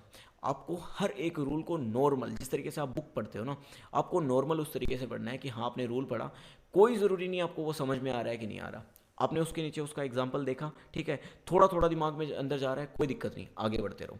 इस तरीके से आपने मान लिया पहला चैप्टर खत्म कर दिया। पहला चैप्टर खत्म करते ही उसके बाद में आपको एक एक्सरसाइज मिलेगी, ठीक है, उसके अंदर कुछ क्वेश्चंस होंगे, 20 से 25 कुछ क्वेश्चंस होते हैं।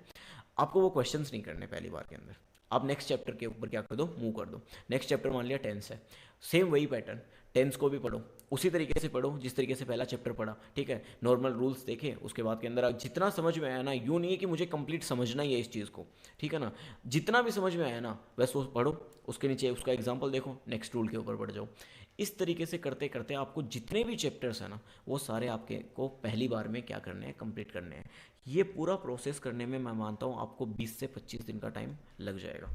कितने दिन का टाइम लगेगा, 20 से 25। हर दिन आप अगर 2 घंटे भी इस बुक को दे रहे हो ना तो भी 20 से 25 दिन का टाइम स्टार्टिंग में लग जाएगा। अब आपको क्या करना है, देखो मैं ना इतने स्टूडेंट्स को जानता हूँ, आज मुझे इस फील्ड में, एसएससी की फील्ड में उतरे हुए 3 से 4 साल का टाइम हो गया है। इन सालों के अंदर मैं बहुत सारे स्टूडेंट्स से मिला हूँ, ठीक है, जिनके अंदर मैंने ये कॉमन प्रॉब्लम देखी कि यार ये बुक मैंने कंप्लीट कर ली एक बार, ठीक है ना, फिर भी मुझसे ना इंग्लिश नहीं होती, इंग्लिश के अंदर सबसे बड़ी प्रॉब्लम होती है। तो उन सभी के लिए और जो नए आ रहे हैं उन सब के लिए मेरी एक ही रिकमेंडेशन है, मेरी एक ही सलाह है कि मेरे भाई ये जो बुक है ना ये एक बार पढ़ने से कभी भी क्लियर नहीं होगी। इस बुक को आपको एटलीस्ट 5 से 7 बार तो रिवीजन करना पड़ेगा इस बुक का, तब जाके आपको रूल्स क्लियर होंगे माइंड के अंदर, ठीक है ना। मैं ये नहीं कहता कि आपके रूल्स याद नहीं होंगे, लेकिन वही चीज़ें कि जब चीज़ें सामने आती हैं ना, जब 4 ऑप्शन सामने आते हैं ना, तो वहाँ पे सारी चीज़ें मिक्स हो जाती हैं। वहाँ पे ये समझ में नहीं आता कि वहाँ पे गेट आएगा कि हैव आएगा, ठीक है ना, और गेट हैव आएंगे तो वर्ब की कौन सी फॉर्म आएगी, ठीक है। ये जो बोल रहा हूँ आपको शायद समझ में नहीं आ रहा होगा, लेकिन ये चीज़ें बहुत बार एग्ज़ाम के अंदर आपको फेस करनी पड़ेंगी, ठीक है। तो मैंने आपको क्या पैटर्न बताया, आपको कुछ नहीं करना, पहली बार बता दिया मैंने किस तरीके से पढ़ना है, दूसरी बार पढ़ो उसको उसी तरीके से पढ़ो जिस तरीके से पहली बार पढ़ा है, ठीक है ना, दूसरी बार भी वही तरीके से पढ़ो। लेकिन इस बार आपको चेंज क्या करना है, इस बार आपको जो चैप्टर के लास्ट में जो क्वेश्चंस दिए हैं ना, उन क्वेश्चंस को पेपर, ये जो चैप्टर है ये कंप्लीट होते ही उन क्वेश्चंस को सॉल्व करने की कोशिश करो। पहली बार पढ़ते वक्त बिल्कुल भी कोशिश मत करना वो सॉल्व करने की, दूसरी बार जब पढ़ो ना तब दूसरी बार उनको सॉल्व करो, ठीक है। ये सेम पैटर्न आप हर चैप्टर के लिए अप्लाई करो। उसके बाद में नेक्स्ट थर्ड टाइम जब रिवीजन करो ना, सेम वही पैटर्न अप्लाई करो जो सेकंड टाइम पे किया था। मेरे भाई पहले बार में आपको 20 से 25 दिन लगेंगे, दूसरी बार का जब आप रिवीजन करने बैठोगे ना, मे बी आप 10 दिन के अंदर सारी बुक कवर कर दोगे, ठीक है ना। जहाँ तक मेरा मानना है, आप कई कई ऐसे छोटे छोटे चैप्टर्स हैं जो आप एक दिन में 2-2 3-3 चैप्टर भी कवर कर सकते हो आराम से, ठीक है। तो आप 10 दिन के अंदर, मैं टाइम ले लेता हूँ कि आप 10 दिन के अंदर ये सारा का सारा सब कुछ कवर कर दोगे। तीसरी बार जब रिवीजन करने बैठोगे ना तो यही टाइम आपका 5 दिन में सिमट जाएगा। धीरे धीरे धीरे धीरे जब 5 से 7वीं बार पे आप आओगे ना, आपको चैप्टर खोलने से पहले उस चैप्टर के सारे रूल्स याद होंगे, ठीक है ना। आप रूल्स पढ़ने से पहले ये बता दोगे कि इसके आगे वाला रूल कौन सा है, ठीक है ना। और अगर जिस दिन आप इस स्टेज के ऊपर पहुंच गए ना, मैं ये नहीं कहता कि 5 से 7 बार में पहुंच जाओगे। बहुत सारे बच्चे जिनकी इंग्लिश बहुत ज़्यादा वीक है, आपको 10 से 12 बार भी रिवीजन करना पड़ सकता है मेरे भाई, ठीक है। लेकिन आपको इसका ये जो चीज़ है ना, ये एक बार में या 2 बार में मत छोड़ देना कि यार मुझे कुछ समझ में नहीं आ रहा, ठीक है ना। ये चीज़ मेरी रिक्वेस्ट है आपसे, इस चीज़ को मान लेना कि आपको 1-2 बार में ये चीज़ बिल्कुल नहीं समझनी है कि यार ये चीज़ें मेरे समझ में नहीं आ रही। इंग्लिश की बुक है मेरे भाई, इंग्लिश के रूल्स हैं ये, ठीक है। जिनको समझ में भी आ जाते हैं ना उनके लिए भी बहुत बड़ी प्रॉब्लम रहती है ये, ठीक है। तो आपको ये रिवीजन इस बुक के लिए मैं रेकमेंड करूँगा कि इस बुक का एटलीस्ट 5 to 7 टाइम, 5 से 7 बार तो आपके पास में रिवीजन कंप्लीट होना चाहिए। अगर आप इंग्लिश में बहुत ज़्यादा वीक हैं तो आपको एटलीस्ट 10 से 12 बार इसका रिवीजन कंप्लीट करना है। आगे मेरी बात समझ में, अगर आपने ये सब कुछ कर लिया तो उसके बाद में अगर इंग्लिश में कहीं आपके ग्रामर से रिलेटेड कोई इशू आ जाए ना, ठीक है ना, तो आप नीचे कमेंट करके मुझे बता सकते हैं कि सर अभी भी नहीं हो रहा।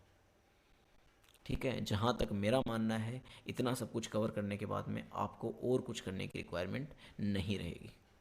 आगे बात समझ में, आगे बात करते हैं। इंग्लिश के अंदर सिर्फ सीजीएल के अंदर ग्रामर के एक पोर्शन नहीं आता, उसके अलावा एक वोकेब का भी खासा रोल रहता है, यानी वोकेब का भी बहुत बड़ा पोर्शन आता है। तो वोकेब के लिए देखो, इस बुक के अंदर आपको वोकेब के जो मेन पार्ट्स हैं वो सारे मिल जाएंगे। ये जो पहली वाली बुक है ना नीतू मैम वाली, इसके अंदर ही आपको क्या क्या मिलेगा, इसके अंदर आपको इडियम्स मिल जाएंगे, वन वर्ड मिल जाएगा, एंटोनिम सिनोनिम्स मिल जाएंगे और बहुत सारे मीनिंग्स भी मिल जाएंगे। ठीक है, उसके अलावा ये जो इनकरेक्टली और करेक्टली स्पेल्ड वर्ड्स होते हैं वो भी इस बुक के अंदर सारे मिल जाएंगे। यानी मैं कहने को ये कह सकता हूँ कि ये जो बुक है ना, ये एसएससी का क्या है, एक कंप्लीट पैकेज है। इस बुक के अंदर ये शायद मे बी 300 से 350 रुपये के बीच में आती है। ठीक है, अगर आप एसएससी की प्रिपरेशन कर रहे हो, या फिर मैं ये तो कहता हूँ कि आप कोई भी एग्जामिनेशन की प्रिपरेशन कर रहे हो, आप एक गवर्नमेंट एग्जाम की प्रिपरेशन कर रहे हो ना, तो आपके पास में ये बुक तो 110% होनी ही चाहिए। आगे मेरी बात समझ में, अब मैं बात करता हूँ वोकेब। आप इसके अंदर idioms, one words, antonyms, synonyms और करेक्टली इनकरेक्टली ये सारे के सारे इसके अंदर पढ़ सकते हैं। उसके अलावा यहाँ से पढ़ने के बाद आपको देखो, सीधी बात है, वोकैब है ना, वो सीजीएल कहीं से भी क्वेश्चन उठा के पूछ लेता है और हर बार चीज़ें है ना वो थोड़ी थोड़ी चेंज होती रहती हैं। तो उसके लिए वोकैब के लिए मैं रिकमेंड करूँगा आपके लिए ये बुक। इस बुक का नाम है ब्लैक बुक। क्या बोलते हैं, black book. Nikhil Gupta sir की ये बुक है। ठीक है, इसके अंदर आपको कंप्लीट पैकेज मिलेगा वोकैब का। इसके अंदर कोई रूल्स वगैरह नहीं है, इस पूरी बुक के अंदर आपको कंप्लीटली वोकेबलरी मिलेगी, जो यहाँ पे ऊपर आप देख भी सकते हैं। One word substitution, idiom phrases, synonyms, antonyms, spellings, the Hindu vocabulary अलग से मिलती है, होमोनिम्स और फ्रेजल वर्ब्स जो है वो आपको अलग से मिल जाते हैं, रूट वर्ड्स भी मिलते हैं, प्लस 100+ प्रैक्टिस सेट्स भी आपको यहाँ पे मिलते हैं। और ख़ास चीज़ क्या है, ये जो बुक है ना ये बाइलिंगुअल है, हिंदी मीडियम स्टूडेंट्स के लिए भी बेहतर है और इंग्लिश मीडियम स्टूडेंट्स के लिए भी बहुत सही है। तो मेरी रिकमेंडेशन आपके लिए ये भी रहेगी कि आप ये बुक भी, अगर वोकैब स्ट्रॉन्ग करना चाहते हो तो आप ये बुक भी क्या कर सकते हो, परचेज कर सकते हो। आगे वोकैब की बात भी यहीं पे क्लियर। नेक्स्ट चीज़ जो है वो देखो क्या चीज़ है, आपने यहाँ से ये बुक पूरी कर ली, ठीक है, उसके बाद में आपने ये बुक पूरी कर ली। ठीक है, जो बिगिनर स्टूडेंट हैं उनके लिए रिकमेंड बिल्कुल नहीं करूँगा कि एग्ज़ाम से पहले आप ये चीज़ें करो। ठीक है, उनके लिए आगे बता दूंगा आपको क्या करना है। आप तो ये पहले 2 बुक कंप्लीट करो, ठीक है। लेकिन जो पहले से इस फील्ड के अंदर है उनके लिए मैं ये एक और बुक आपको रिकमेंड करना चाहूँगा। इस बुक का नाम है SSC English by MB publication.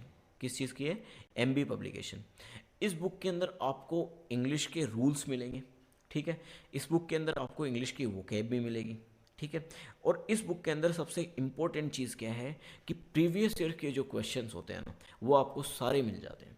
यानी इसके अंदर जो है वो प्रीवियस ईयर्स के पूरे पेपर जिस तरीके से एग्ज़ाम के अंदर आए हुए हैं वो सारे के सारे पेपर्स गिवन हैं with date and with shift. अगर आपको 3 मार्च की शिफ्ट के अंदर कोई पेपर हुआ है पहली शिफ्ट के अंदर, तो वो साफ साफ पूरा का पूरा पेपर जिसके अंदर 25 क्वेश्चंस आए हैं प्री के अंदर, वो 25 के 25 क्वेश्चंस उसी पेपर के फॉर्मेट में आपको यहाँ पे मिलेंगे। यानी जो बच्चे प्रैक्टिस करना चाहते हैं ना उनके लिए ये बुक बहुत ज़्यादा इंपॉर्टेंट बुक है, ठीक है। बिगिनर्स के लिए मैं ये रिकमेंड नहीं करूँगा। हाँ, अगर आपने पहले से इंग्लिश पढ़ रखी है, आपकी इंग्लिश स्ट्रॉन्ग है, तब आप ये बुक परचेज कर सकते हो। और आपने प्री से पहले सारी इंग्लिश कर ली, अब आपको सिर्फ प्रैक्टिस करनी है उस टाइम के ऊपर, आप मेंस के लिए भी ये बुक क्या कर सकते हो, परचेज कर सकते हो, ठीक है। तो मैंने आपको मैथ इंग्लिश जो है उसकी 3 बुक बताई हैं आपके लिए। ये दोनों बुक जो है ना वो तो स्पेशली सबके लिए हैं। ये दोनों बुक तो सारे एस्पिरेंट्स के लिए हैं, चाहे आप अभी से स्टार्ट किया आपने या पहले से स्टार्ट कर रखी हैं। ये दोनों बुक जो हैं वो आपके पास में होनी चाहिए। उसके अलावा अगर आपको प्रैक्टिस करनी है तो ये 3rd बुक भी आपके लिए रिकमेंडेड है।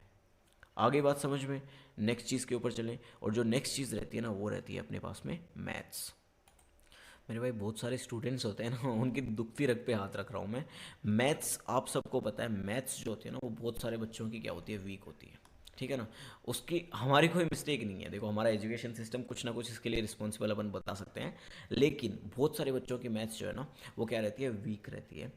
अगर आप एक बिगिनर स्टूडेंट हैं तो आपको सबसे पहले देखो, मैथ्स अगर आपको कवर करनी है ना, तो आप किसी बुक से ना इतनी जल्दी मैथ कवर कर नहीं पाओगे। अगर आपकी मैथ पहले से वीक है तो आपको कोई ना कोई बैच परचेज करना होगा। क्या परचेज करना होगा? बैच परचेज करना होगा। लेकिन अभी तो आप बोलोगे कि सर अभी तो आपने कहा कि 3.5 महीने के अंदर आप कवर कर सकते हो, आप पूरा एग्ज़ाम का क्लियर कर सकते हो, ये वो, तो 3 महीने में बैच कौन सा कंप्लीट हो जाएगा? देखो मुश्किल है थोड़ा, ठीक है ना। लेकिन आप चाहो तो कोई भी टीचर्स हैं, ठीक है ना, कुछ टीचर्स के मैं नाम बता देता हूँ जो जिनसे मैंने पढ़ा है, ठीक है ना, जो मेरी नज़र के अंदर इस फील्ड के बेस्ट हैं, ठीक है ना। आप चाहो तो उनके बैच परचेज कर सकते हो। पहला जो मैं आपके लिए रिकमेंड करूँगा, अगर आप एक ऐसे स्टूडेंट है जिसके लिए मैथ सबसे बड़ा हेडेक है, आपको लगता है कि मुझे मैथ्स में कुछ भी नहीं आता, तो ये जो सर आपको दिख रहे हैं ना ये सामने, इनको मैथ्स का जादूगर कहा जाता है। और लिटरली देखो भाई, मैंने इनसे पढ़ा है, ठीक है ना, तो मेरे लिए तो ये जादूगर ही है। आप राकेश यादव सर का बैच परचेज कर सकते हो, ठीक है ना। इनकी जो नॉर्मली फ़ीस रहती है 2,000 रुपये के अराउंड रहती है, जिसके अंदर आपको ये अर्थमेटिक और एडवांस दोनों कवर करवाते हैं। 2,000 रुपये के अंदर अर्थमेटिक का सेक्शन भी आपको मिलेगा और एडवांस का सेक्शन भी आपको कम्प्लीटली मिल जाएगा, ठीक है। इनका जो बैच रहता है ना, ये रहता है लाइव बैच, ठीक है ना। इनके कुछ बैच जो होंगे वो आपको वीओडी भी मिल जाएंगे, यानी वीडियो ऑन डिमांड। उसके अंदर क्या होता है कि ये ना लाइव नहीं पढ़ाएंगे आपको, पहले से सारी जो क्लासेस है ना वो अपलोड की हुई मिल जाएंगे आपको, ठीक है। तो अगर आप एक नए आप इस फील्ड के अंदर आए हैं और आपको पढ़ना है कि मुझे मैथ्स स्टार्टिंग से पढ़नी है, मुझे मैथ्स में सिंपल सा बताऊँ, मैथ्स का है ना मुझे ABC भी नहीं पता, तो मैं आपको रिकमेंड करूँगा कि आप राकेश यादव सर का बैच परचेज कर लीजिए। इनके हर महीने बैच आते रहते हैं। और आपको कहाँ से परचेज करना है, इनकी एप्लीकेशन है कैरियर। कौन सी एप्लीकेशन है? कैरियर। वहाँ से जाके आप इनके बैच परचेज कर सकते हैं, ठीक है। अगर आप एक बिगिनर स्टूडेंट हैं, अगर आपको मैथ्स पहले से बहुत अच्छी आती है, ठीक है ना, तो भी आप इनका बैच परचेज कर सकते हैं, क्योंकि ये एक इंसान है ना, ये पूरा पैकेज है अपने अंदर, ठीक है ना। मैथ्स के लिए इनसे बेहतरीन आपको बहुत कम लोग मिलेंगे। अगर उसके अलावा आपको प्रैक्टिस के ऊपर, और आपको थोड़े से यूँ लगता है कि आपको है ना थोड़ा, आपको मैथ्स आती है लेकिन आप है ना टाइम के ऊपर वो कंप्लीट नहीं कर पाते, तब मैं आपको इसके लिए रिकमेंड करूँगा। देखो गगन सर है, गगन प्रताप सर, आपने नाम सुना हो तो गगन प्रताप सर का बैच आप परचेज कर सकते हो। वो भी कैरियर विल के ऊपर ही पढ़ाते हैं, ठीक है ना। उनके पढ़ाने की टेक्निक है ना वो थोड़ी अलग है। ये जो है ना राकेश सर, आपको स्टार्टिंग से, यानी आपको बेस से लेके चलाएंगे कि आप है ना कहाँ से लेके कहाँ तक जा सकते हो, ठीक है। वो आपको धीरे धीरे क्वेश्चन को सोल्व करना सिखाएंगे। लेकिन गगन सर है ना वो आपको क्वेश्चन क्विकली उड़ाना सिखाएंगे, ठीक है। अगर आपको क्वेश्चन जल्दी करने हैं ना तो आप गगन प्रताप सर का बैच परचेज कर सकते हो। इसके अलावा देखो, उसके अलावा अगर आपको बैच परचेज करना है तो अभिनय सर जो हैं उनका भी बैच आप परचेज कर सकते हो। अभिनय शर्मा करके नाम है उनका, ठीक है। लेकिन मैंने इन दोनों टीचर से पढ़ा है तो मैं खासतौर पर इनको रिकमेंड करूँगा। उसके अलावा देखो, यूट्यूब के ऊपर है ना कुछ, सही बताऊँ ना तो जैम भरे पड़े हैं, ठीक है ना। आप उनसे गाइडेंस ले सकते हो, उनके मेथड्स को फॉलो करके बहुत सारे क्वेश्चंस को जल्दी उड़ा सकते हो। तो मेरे लिए जो सबसे इंपॉर्टेंट है ना, यानी जिन्होंने मेरी काफ़ी हेल्प की है, उनका नाम है आभास सैनी सर। इनका यूट्यूब चैनल है वर्बल मैथ्स विद आभास सैनी। आप उस चैनल के ऊपर जाइए, आप उस चैनल को फॉलो कीजिए। ये क्या करते हैं, ये छोटी छोटी क्लिप्स बनाते हैं, छोटी छोटी क्लिप्स, मतलब इनका पूरा खुद का अलग से बैच भी आता है स्पार्टन्स करके, ठीक है। लेकिन यूट्यूब के ऊपर इनके कुछ वीडियोस हैं, जैसे कोई भी एक टॉपिक है उसका निचोड़ कंप्लीट दे देते हैं। मान लेते हैं कि अगर अपने ट्रिग्नोमेट्री की बात करें तो 1 घंटे के अंदर ही आपको कंप्लीटली बता देंगे कि पूरे चैप्टर के अंदर क्या क्या कंसेप्ट हैं, ठीक है ना, किस किस टाइप के क्वेश्चन आते हैं। और इनके जो मेथड्स होते हैं ना वो क्या होते हैं, एग्जाम ओरिएंटेड होते हैं। तो आप चाहो तो आभास सैनी सर को फॉलो कर सकते हो। इनका जो चैनल है उसका नाम है वर्बल मैथ्स विद आभास सैनी। उसके अंदर आपको अर्थमेटिक और एडवांस के अलग अलग प्लेलिस्ट मिलेंगे, 7 से 8 मिनट के, या फिर कई कई वीडियोस 15 मिनट के भी हो सकते हैं। लेकिन सारे जो क्वेश्चंस होंगे ना वो क्या होंगे, बेस्ट क्वेश्चंस होंगे।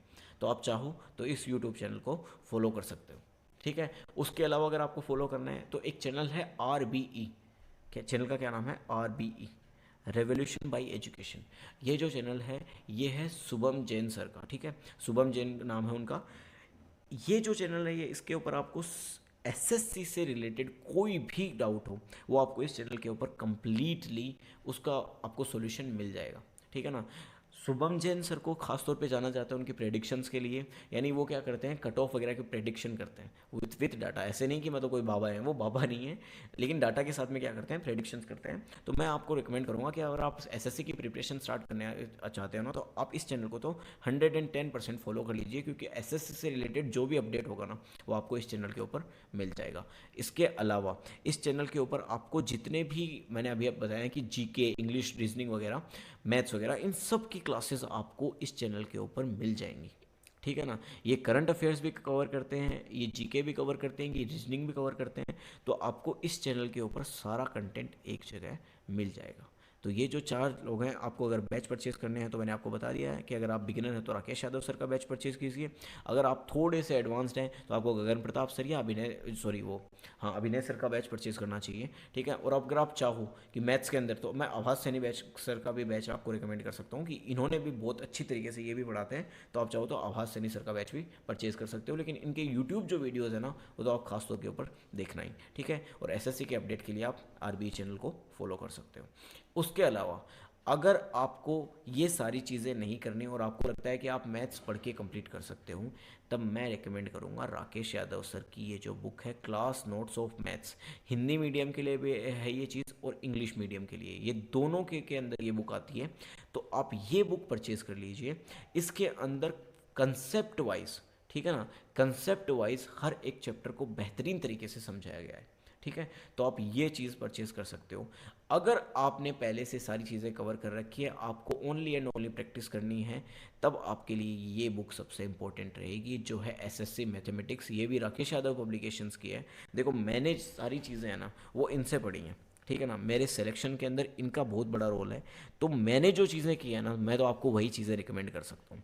तो मेरे लिए तो राकेश यादव सर की जो बुक्स है ना, वो एक तरीके से यूँ बोल लो कि बाइबल है, गीता है मेरे लिए वो चीज़ें। ठीक है। तो मैंने इन्हीं के अंदर ये सारी की सारी प्रैक्टिस की है। इसके अंदर आपको 1999 से लेके अभी तक की एसएससी की कोई भी एग्जाम हो, उसके जितने भी क्वेश्चन हैं वो टॉपिक वाइज उन्होंने करवा रखे हैं। अगर आपने परसेंटेज स्टार्ट किया तो परसेंटेज के जो क्वेश्चन है ना, वो सारे आपको अभी तक के जो ईयर्स हैं वो सारे क्वेश्चन आपको इसके अंदर मिलेंगे। तो अगर आपको प्रैक्टिस करनी है तो आप ये बुक जो है वो परचेज कर सकते हो। आ गई बात समझ में। अगर उसके अलावा आपको वो और बुक परचेज करनी हो तो देखो, अभिनय सर की भी बुक आती है। अगर गगन प्रताप सर की बुक की बात करूं तो उनकी भी एक बुक आती है। वो भी प्रैक्टिस के लिए बुक्स निकालते हैं, उनके भी क्लास नोट्स आते हैं। तो आप चाहो तो उनके भी बैच क्या कर सकते हो, उनकी बुक्स भी परचेज कर सकते हो। ठीक है। मैंने किस तरीके से किस किस को फॉलो किया, मैंने क्या पैटर्न फॉलो किया, वो मैंने सारे आपको इस वीडियो के अंदर बता दिए। आगे बात समझ में। ठीक है। तो अब मेन मुद्दे के ऊपर आते हैं कि सर आपने इतना सब कुछ ज्ञान झाड़ दिया, इतना सब कुछ बता दिया, अब ये बता दो कि 3.5 महीने के अंदर क्या हम एसएससी सीजीएल क्रैक कर सकते हैं कि नहीं कर सकते। तो मेरे भाई सीधा सिंपल सा आंसर है कि हाँ, अगर मेहनत करोगे ना, दिन के ज़्यादा नहीं बोल रहा, अगर 6 घंटे भी है ना डेडिकेटेड होके स्टडी कर रहे हो ना, तो आराम से आपका 3.5 महीने के अंदर आप सीजीएल प्री क्रैक कर लोगे। और आपको एग्ज़ाम क्रैक करने के लिए मैंने क्या कहा, 3 महीने और मिलेंगे। मेंस के लिए आपके पास में 3 महीने और हैं। ठीक है। यानी उन 3 महीने के अंदर आप चाहो तो और अच्छी तरीके से तैयारी करके आप सीजीएल का जो एग्ज़ाम है वो क्रैक कर सकते हो। ठीक है।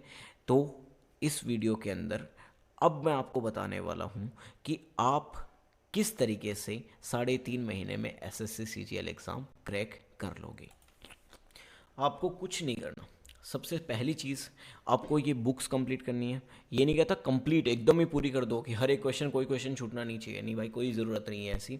अगर आप ये मान के चलो आपका 70 to 80% सिलेबस भी अगर आपने कवर किया है ना, तो आप आराम से प्री क्लियर कर लोगे।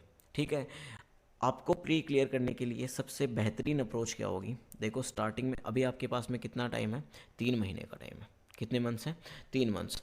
तो मैं आपको एक चीज़ बताता हूँ, आपको कुछ नहीं करना। ये स्टार्टिंग के जो 2 महीने हैं ना, आज से है ना ये कर लो कि मैं कल से ये सारी चीज़ें ना वो फॉलो करना स्टार्ट करता हूँ, कल से पढ़ाई करना स्टार्ट करता हूँ। और डेली के जो 6 से 7 घंटे हैं, ठीक है ना, डेली से 6 से 7 घंटे ना मुझे इनके अंदर देना ही देना है। ठीक है ना। तो 2 महीने तक लगातार आपको क्या करना है, हर एक सब्जेक्ट को, जैसे मान लेता हूँ मैं सबसे पहले जीके को मान लो आपने 2 घंटे दे दिए, 2 घंटे आपने इंग्लिश को दे दिए, 2 घंटे आपने 1 घंटा मान लो आपने रीजनिंग को दे दिया, और 3 घंटे आपने या 2-3 घंटे आपने क्या किए, मैथ्स को दे दिए। ठीक है ना। देखो ये ना मैं एक हाइपोथेटिकली आपको वो चीज़ें बता रहा हूँ। अगर आपको सिलेक्शन तक पहुँचना है ना, तो वो डिपेंड करेगा कि आप है ना कितना ज़्यादा खुद को झोंक सकते हो। यहाँ पे 6 से 7 घंटे मैंने बता दिए, ठीक है ना। लेकिन मान लो आपने 6 से 7 घंटे के अंदर ये सारी चीज़ें कवर नहीं हो पा रही हैं, ठीक है ना, आपने मैथ्स और जीके पढ़ा, रीजनिंग और इंग्लिश का कोई अता पता ही नहीं है इन 6 से 7 घंटों के अंदर, तब ये सारी चीज़ें हैं ना ये बेमानी हो जाएंगी। तो बेहतर आपके लिए ये रहेगा कि आप अपने हिसाब से टाइम टेबल सेट करो। सिर्फ 6 से 7 घंटे मैं नॉर्मली बता रहा हूँ, ठीक है ना। हो सकता है आपको 8 से 10 घंटे भी देने पड़े, ठीक है, वो आप अपनी कैपेबिलिटी है वो खुद जानते हो, मैं तो मुझे थोड़ी पता कि आप कितना कुछ कवर कर सकते हो, ठीक है ना। मैंने स्टार्टिंग के अंदर जब पढ़ना स्टार्ट किया था तो मैं कम से कम एटलीस्ट 6 से 7 घंटे तक देता था, लेकिन जब एग्ज़ाम का जो लास्ट मंथ होता था ना, ठीक है ना, मेरी यही प्रोसेस रहती थी कि एग्ज़ाम अब पास में आ गई है कि ये जो लास्ट का 1 महीना है ना, उसके अंदर मैंने 10 से 12 और कई कई बार तो मैंने 15-15 घंटे भी अपने दिए हैं पेपर के लिए, ठीक है। तो वो आपके ऊपर डिपेंड करता है कि आप किस तरीके से पढ़ते हो, लेकिन मेरा मानना ये है कि आपका ये जो पूरा पोर्शन है ना, ये जो चारों सब्जेक्ट है ना, ये कंप्लीट हो जाने चाहिए। ये जो टाइम पीरियड है ना, इसके अंदर ये चारों सब्जेक्ट आपको कंप्लीट हो जाने चाहिए, चाहे आपके लिए 10 घंटे क्यों ना देने पड़े उनके लिए, समझ रहे हो, ठीक है। तो आपको सबसे पहले 2 महीने तो ये करना है। रोज़ आपको सबसे पहले क्या करना है, सुबह उठो, ठीक है। जल्दी उठना है जल्दी उठो, लेट उठना है लेट उठो, देखो सीधी बात है, सबकी अपनी अपनी कैपेबिलिटी होती है। मैं ये नहीं कहता कि सुबह उठ के पढ़ोगे तो ही सिलेक्ट होगे, नहीं भाई। मैंने अपने पूरे करियर के अंदर जब से मैंने स्टार्ट किया है, मैं कभी सुबह जल्दी उठ के नहीं पढ़ा, ठीक है ना। मैं रात का उल्लू, मैंने रात में हमेशा, हाँ मैं रात को 3 से 4 बजा देता था बहुत बार, लेकिन सुबह कभी मेरे से जल्दी नहीं उठा जाता था, ठीक है ना। तो मैं क्या करता, सुबह 10 साढ़े 10 बजे के अराउंड उठता, क्योंकि रात को लेट सोता था, ठीक है। उसके बाद में क्या करता था, 1 घंटे में सारा काम निपटा के, नहाना धोना जो भी आपको करना है, 1 1.5 घंटा या 2 घंटे मान लेते हैं, ठीक है ना। आप मान लो 12 बजे भी पढ़ने के लिए बैठे हो, 10 बजे, मैं अपना टाइम बता रहा हूँ, आप 8 बजे उठ जाते होंगे, 7 बजे, मैं मेरी तरीके से दिनचर्या बता रहा हूँ। मैं 12 बजे पढ़ने बैठता था ना, तो एक तो है ना आदत डाल लो कि स्टॉप वॉच से पढ़ना है। किस तरीके से पढ़ना है, स्टॉप वॉच से। आपने कोई भी सब्जेक्ट लिया, एक सिंपल सी चीज़ है, मोबाइल आपके सबके पास में है, उसके अंदर एक स्टॉप वॉच एप्लीकेशन आती है, वो डाउनलोड कर लो, ठीक है।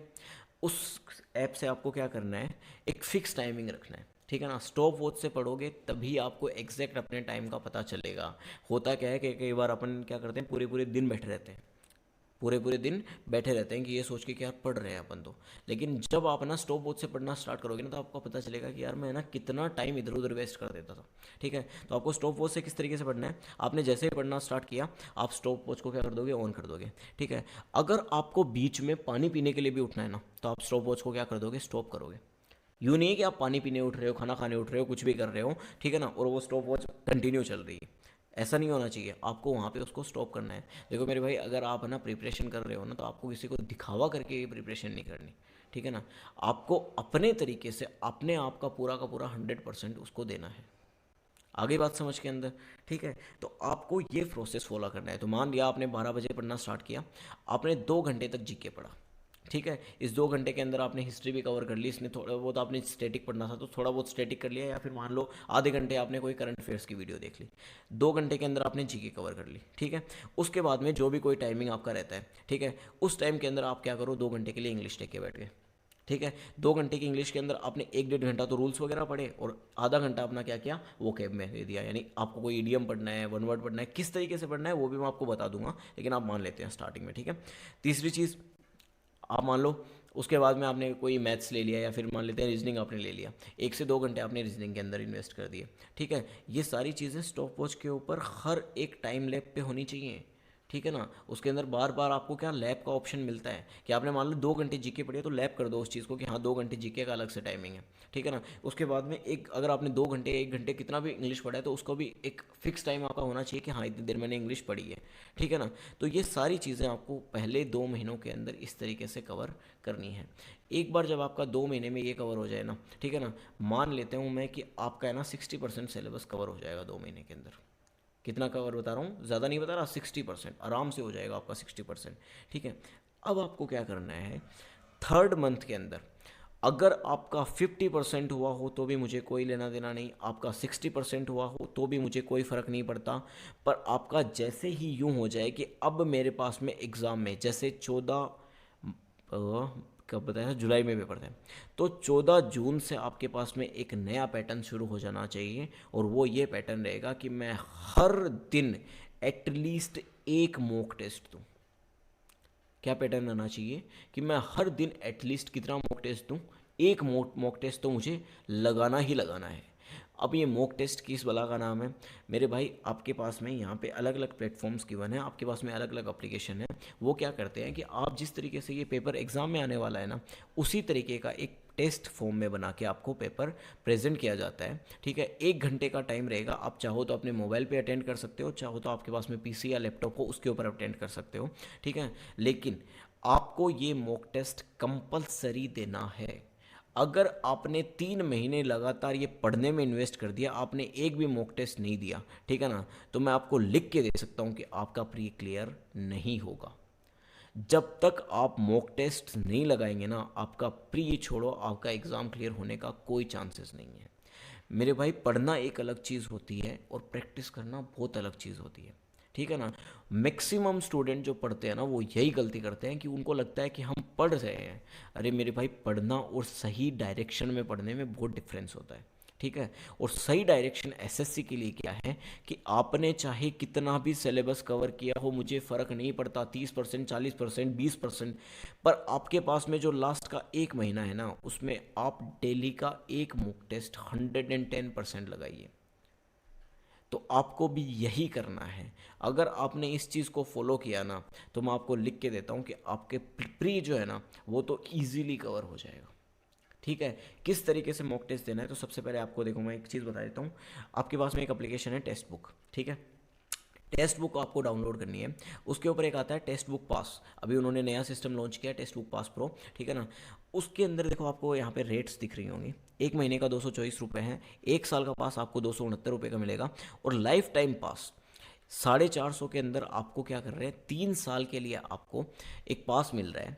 इसके अंदर आप एसएससी के अलावा बैंकिंग वैंकिंग कोई भी एग्ज़ाम हो, आप सारे के सारे एग्ज़ाम्स के मॉक टेस्ट अटेम्प्ट कर सकते हैं, वो भी अनलिमिटेड मॉक टेस्ट है इनके पास में, ठीक है। ये आपको प्रीवियस ईयर मॉक्स भी मिलेंगे यहाँ पे आपको, और प्रीवियस ईयर के अलावा आपको ये जो है नए वाले मॉक जो एस टेस्ट बुक खुद के बनाता है, वो मॉक्स भी आपको यहाँ पे मिलेंगे। तो आपको क्या करना है, ये टेस्ट बुक पास मेरा रिकमेंडेशन रहेगा, आप लाइफ टाइम पास ये जो है ये परचेज कर लीजिए, क्योंकि देखो 450 रुपये में अपना कुछ नहीं जाना, लेकिन 3 साल का अपने पास में सब्सक्रिप्शन मिल रहा है, ठीक है। अगर आप पास भी हो गए, आप निकल भी गए, तो आप क्या कर सकते हो, किसी दूसरे को दे दो, किसी और की हेल्प हो जाएगी, ठीक है।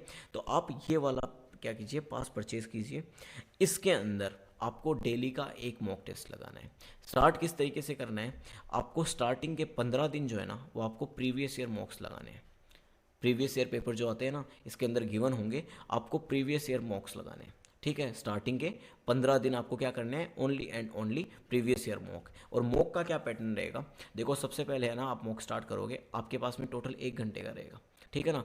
1 घंटे में आपको सबसे पहले अटेम्प्ट करना है जीके। क्या अटेम्प्ट करना है, जीके आपको सबसे पहले अटेम्प्ट करना है। देखो ये स्ट्रेटेजी है ना, ये कंप्लीटली मेरी मान के चलोगे, ठीक है ना, तो इतना तो तय है कि आप धीरे धीरे 10 से 15 मॉक के अंदर ये समझ में आ जाएगा कि हाँ, मैं आपको ये स्ट्रेटेजी क्यों बता रहा था। दूसरी चीज़ आपको रिकमेंड करता हूँ मैं कि सबसे पहले अटेम्प्ट करो जीके, उसके बाद में अटेम्प्ट करो इंग्लिश, उसके बाद में आप अटेम्प्ट करो रीजनिंग, और उसके बाद में जब ये तीनों हो जाएं, तो लास्ट में आप टाइम दो मैथ्स को, ठीक है। ये मैं पैटर्न क्यों बता रहा हूँ, देखो आपके पास में टाइम है 1 घंटे का, आपको 1 घंटे के अंदर 4 सब्जेक्ट निपटाने हैं। तो आपको पता है जीके और इंग्लिश ऐसे सब्जेक्ट है जिसके अंदर मुझे पेन उठाने की रिक्वायरमेंट नहीं है, ये सारे माइंड के अंदर सोल्व होते हैं कि नहीं होते।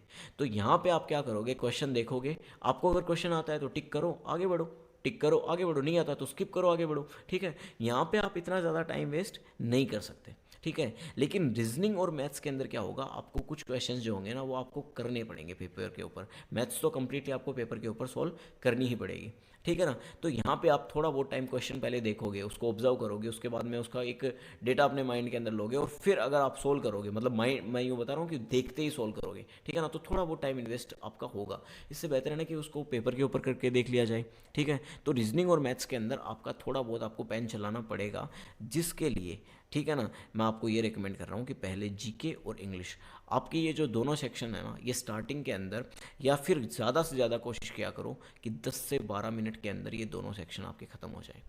देखो जीके के जो 25 क्वेश्चन होते हैं ना, वो आपको कुछ नहीं करना, आप बस पढ़ो, 4 ऑप्शन आपके सामने है, अगर आपको आता है, क्वेश्चन पढ़ के आपको पता चल जाएगा यार आता है या नहीं आता, वहाँ पे कोई तुक्का थोड़ी मारना है अपने को, और चलो तुक्का भी अपने को मारना है, ठीक है ना, तो भी अपन क्या करते हैं कि क्वेश्चन पढ़ते हैं, नीचे 4 ऑप्शन पढ़ते हैं, अपने पास में फट से एक आंसर होता है, ठीक है। कुछ ज़्यादा सोचने वोचने की रिक्वायरमेंट है कि यहाँ पे, तो कोशिश ये रहनी चाहिए कि तो जीके का जो सेक्शन रहता है ना मेरा, वो मैं टोटल 4 से 5 मिनट में ख़त्म कर दूँ।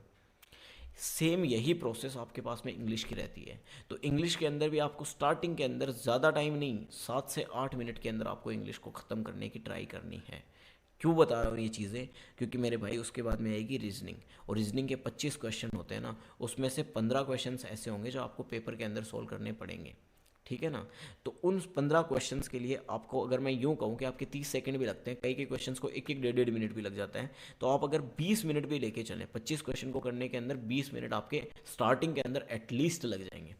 आपने 20 मिनट क्या किया, रीजनिंग को दे दिए, ठीक है। 12 मिनट आपने जीके और इंग्लिश को दे दिए, टोटल कितना टाइम हो गया, देखो 32 मिनट। यानी मेरे भाई आपको मैथ्स के 25 क्वेश्चन करने के लिए आपके पास में कितना टाइम बचेगा, 28 मिनट। आप खुद सोच के देखो, ये मैं स्ट्रेटेजिक क्यों बता रहा हूँ। स्टार्टिंग के अंदर आपको यहाँ पे ज़्यादा टाइम लगेगा, ऑब्वियस सी बात है, यहाँ पे बहुत ज़्यादा टाइम लगेगा। आप पहला दूसरा मॉक दोगे ना, आपको बहुत ज़्यादा टाइम लगेगा और आपका स्कोर भी बहुत डाउन रहेगा। स्टार्टिंग में जो है ना, नए बिगनर स्टूडेंट, उनका स्कोर इसके बीच में कहीं ना कहीं पे लाई करेगा, देख लेना 60 से 80 के बीच में आपका स्कोर होगा। पर धीरे धीरे धीरे धीरे आप मॉक देते जाओगे ना, और मॉक देने के बाद में आपने 1 घंटे का मॉक दिया, मान लेता हूँ मैं, आपको स्टार्टिंग के अंदर आपने, आपके सामने 100 क्वेश्चंस आए। स्टार्टिंग के अंदर ऐसा होगा कि आप है ना बहुत सारे क्वेश्चंस के खुद से तुक्के भी मारोगे। स्टार्टिंग के अंदर है ना बहुत सारे क्वेश्चंस आपको आएंगे भी नहीं। मैथ्स के अंदर हो सकता है आप 5 से 6 क्वेश्चन ही अटैम्प्ट कर पाओ, ठीक है ना, ऐसा भी आपके साथ में होगा। लेकिन अगर मान लेता हूँ कि आपने 60 क्वेश्चन भी अटैम्प्ट कर लिए, आपने कितने क्वेश्चन यहाँ से छोड़े हैं, 40 क्वेश्चन। इन 60 में से भी मान लेता हूँ 5 गलत कर दिए, होता है कि नहीं होता, हो जाएगा, देख लेना आप ये करोगे तो। 60 में से 5 क्वेश्चन आपने क्या कर दिए, गलत कर दिए, ठीक है ना। अब आपको मेरे भाई उस 1 घंटे के मॉक के बाद में, यूँ नहीं कि मैंने 1 घंटे का मॉक दिया और अब मैं फ्री हूँ, बिल्कुल नहीं। उस 1 घंटे के बाद में उस मॉक को वापस ओपन करना है और अब आपको करना है उसका एनालिसिस। यानी उस पूरे मॉक के अंदर आपने कौन से क्वेश्चंस सही अटेम्प्ट किए हैं वो भी आपको देखने हैं, और कौन कौन से क्वेश्चंस आपने गलत अटेम्प्ट किए हैं उनको देखना है। उसका सॉल्यूशन जो है वो नीचे गिवन होता है, वो भी देखना है कि अगर मैंने गलती की है तो वो कहाँ पे मैंने गलती की है, वो सेल्फ एनालिसिस उस चीज़ का करना है। प्लस जितने भी आपने क्वेश्चंस यहाँ पे छोड़े हैं, वो सारे क्वेश्चंस खुद के हाथों से आपको निकाल के, सॉल्यूशंस पहले नहीं देखने मेरे भाई, पहले आपको वो क्वेश्चंस खुद से सॉल्व करने हैं। तो आपको क्या करना है, सबसे पहले वो जितने भी 40 क्वेश्चन है ना, उन क्वेश्चंस को पहले देखो, खुद से सोल्व करने का ट्राई करो। चाहे वो आपका है ना एक क्वेश्चन 5-5, 6-6 मिनट ही क्यों ना लेता हो, लेकिन अगर जब तक आप ये चीज़ें नहीं करोगे ना, आपके अंदर इम्प्रूवमेंट नहीं आएगा, ठीक है। आप अगर ये सोच रहे हो कि सिर्फ मॉक देने से मेरी स्पीड और मेरी एक्यूरेसी बढ़ जाएगी, ऐसा बिल्कुल नहीं है। आपको हर मॉक के बाद में अंदर आपको अपना एनालिसिस करना होगा कि मैं कहाँ पे गलत हूँ, कौन सा क्वेश्चन ऐसा है जिस क्वेश्चन के अंदर मैं अपना टाइम बचा सकता था लेकिन मैंने ज़्यादा टाइम दिया है, ठीक है। तो ये एनालिसिस आपको करना है। इतनी बातें आ गई समझ में, इतनी चीज़ें हुई क्लियर, ठीक है। अगर आपको टेक्स्ट बुक का पास नहीं खरीदना, ठीक है, कोई दूसरा पास लेना है, आपके पास में 450 रुपये नहीं है, तो देखो अभिनय सर ने ना अभी अभी एक पास लॉन्च किया है अपना, ठीक है। ये है A to Z test pass, और आप देख सकते हो यहाँ पे कितने रुपए के अंदर ये टेस्ट है। 1 रुपये के अंदर आपको टोटल 5130 टेस्ट मिल रहे हैं। और ये भी है ना टेक्स्ट बुक की तरह ही CGL, CHSL, बैंकिंग के एग्ज़ाम्स और जो भी और कोई एग्ज़ाम्स है ना, उन सब के टेस्ट हैं ये, ठीक है ना। 5100 टेस्ट आपको मिल रहे हैं ओनली एंड ओनली 1 रुपये में। आप कहाँ से परचेज कर सकते हो, अभिनय सर आप गूगल पे टाइप करना, उनकी वेबसाइट के ऊपर जाके वहाँ पे लॉगिन करते ही आपके सामने ये आपको नीचे की साइड ये दिखा देगा। अब देखो 1 रुपये के अंदर आपको इतने सारे मॉक मिल रहे हैं, तो आप चाहो तो ये भी आप परचेज़ कर सकते हो। इसी तरीके से उन्होंने एक और बैच है इनका, वो है CGL मेंस टेस्ट सीरीज़, और ये भी इन्होंने कितने, सिर्फ 1 रुपये के अंदर, कितने रुपए के अंदर, 1 रुपये के अंदर इन्होंने पूरे 25 टेस्ट दे रखे हैं CGL मेंस के लिए। तो आप चाहो तो ये भी 1 रुपये के अंदर आप परचेज़ कर सकते हो। 2 रुपये के अंदर आपको देखो कितने सारा कंटेंट यहाँ पे मिल रहा है। इतनी बातें आ गई समझ। तो मुझे पता है ये वीडियो काफ़ी लंबी हो गई, लेकिन मुझे अपनी स्ट्रेटेजी आपके साथ में शेयर करनी थी कि आप किस तरीके से इस एग्ज़ाम को क्लियर कर सकते हो। तो मेरे भाई मैंने हर एक चीज़ आपको डिटेल्ड बताई है। अगर फिर भी आपको कोई डाउट रहता है, आपको फिर भी कोई चीज़ें समझ में नहीं आती है, तो आप नीचे कमेंट कर सकते हो।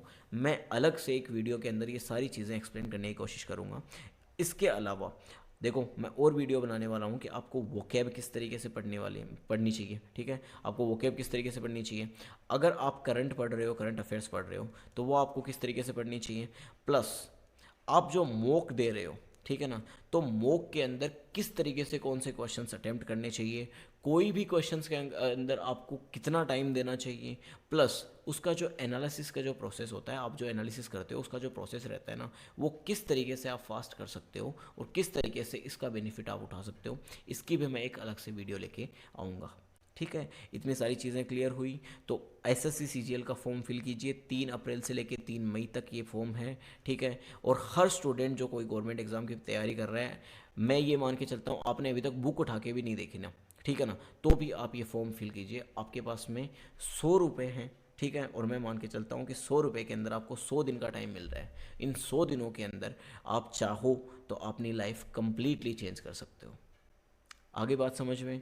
तो इस वीडियो में इतना ही, मिलते हैं नेक्स्ट वीडियो के अंदर। तब तक tata bye bye, take care, अपना और अपने को ख्याल रखिए।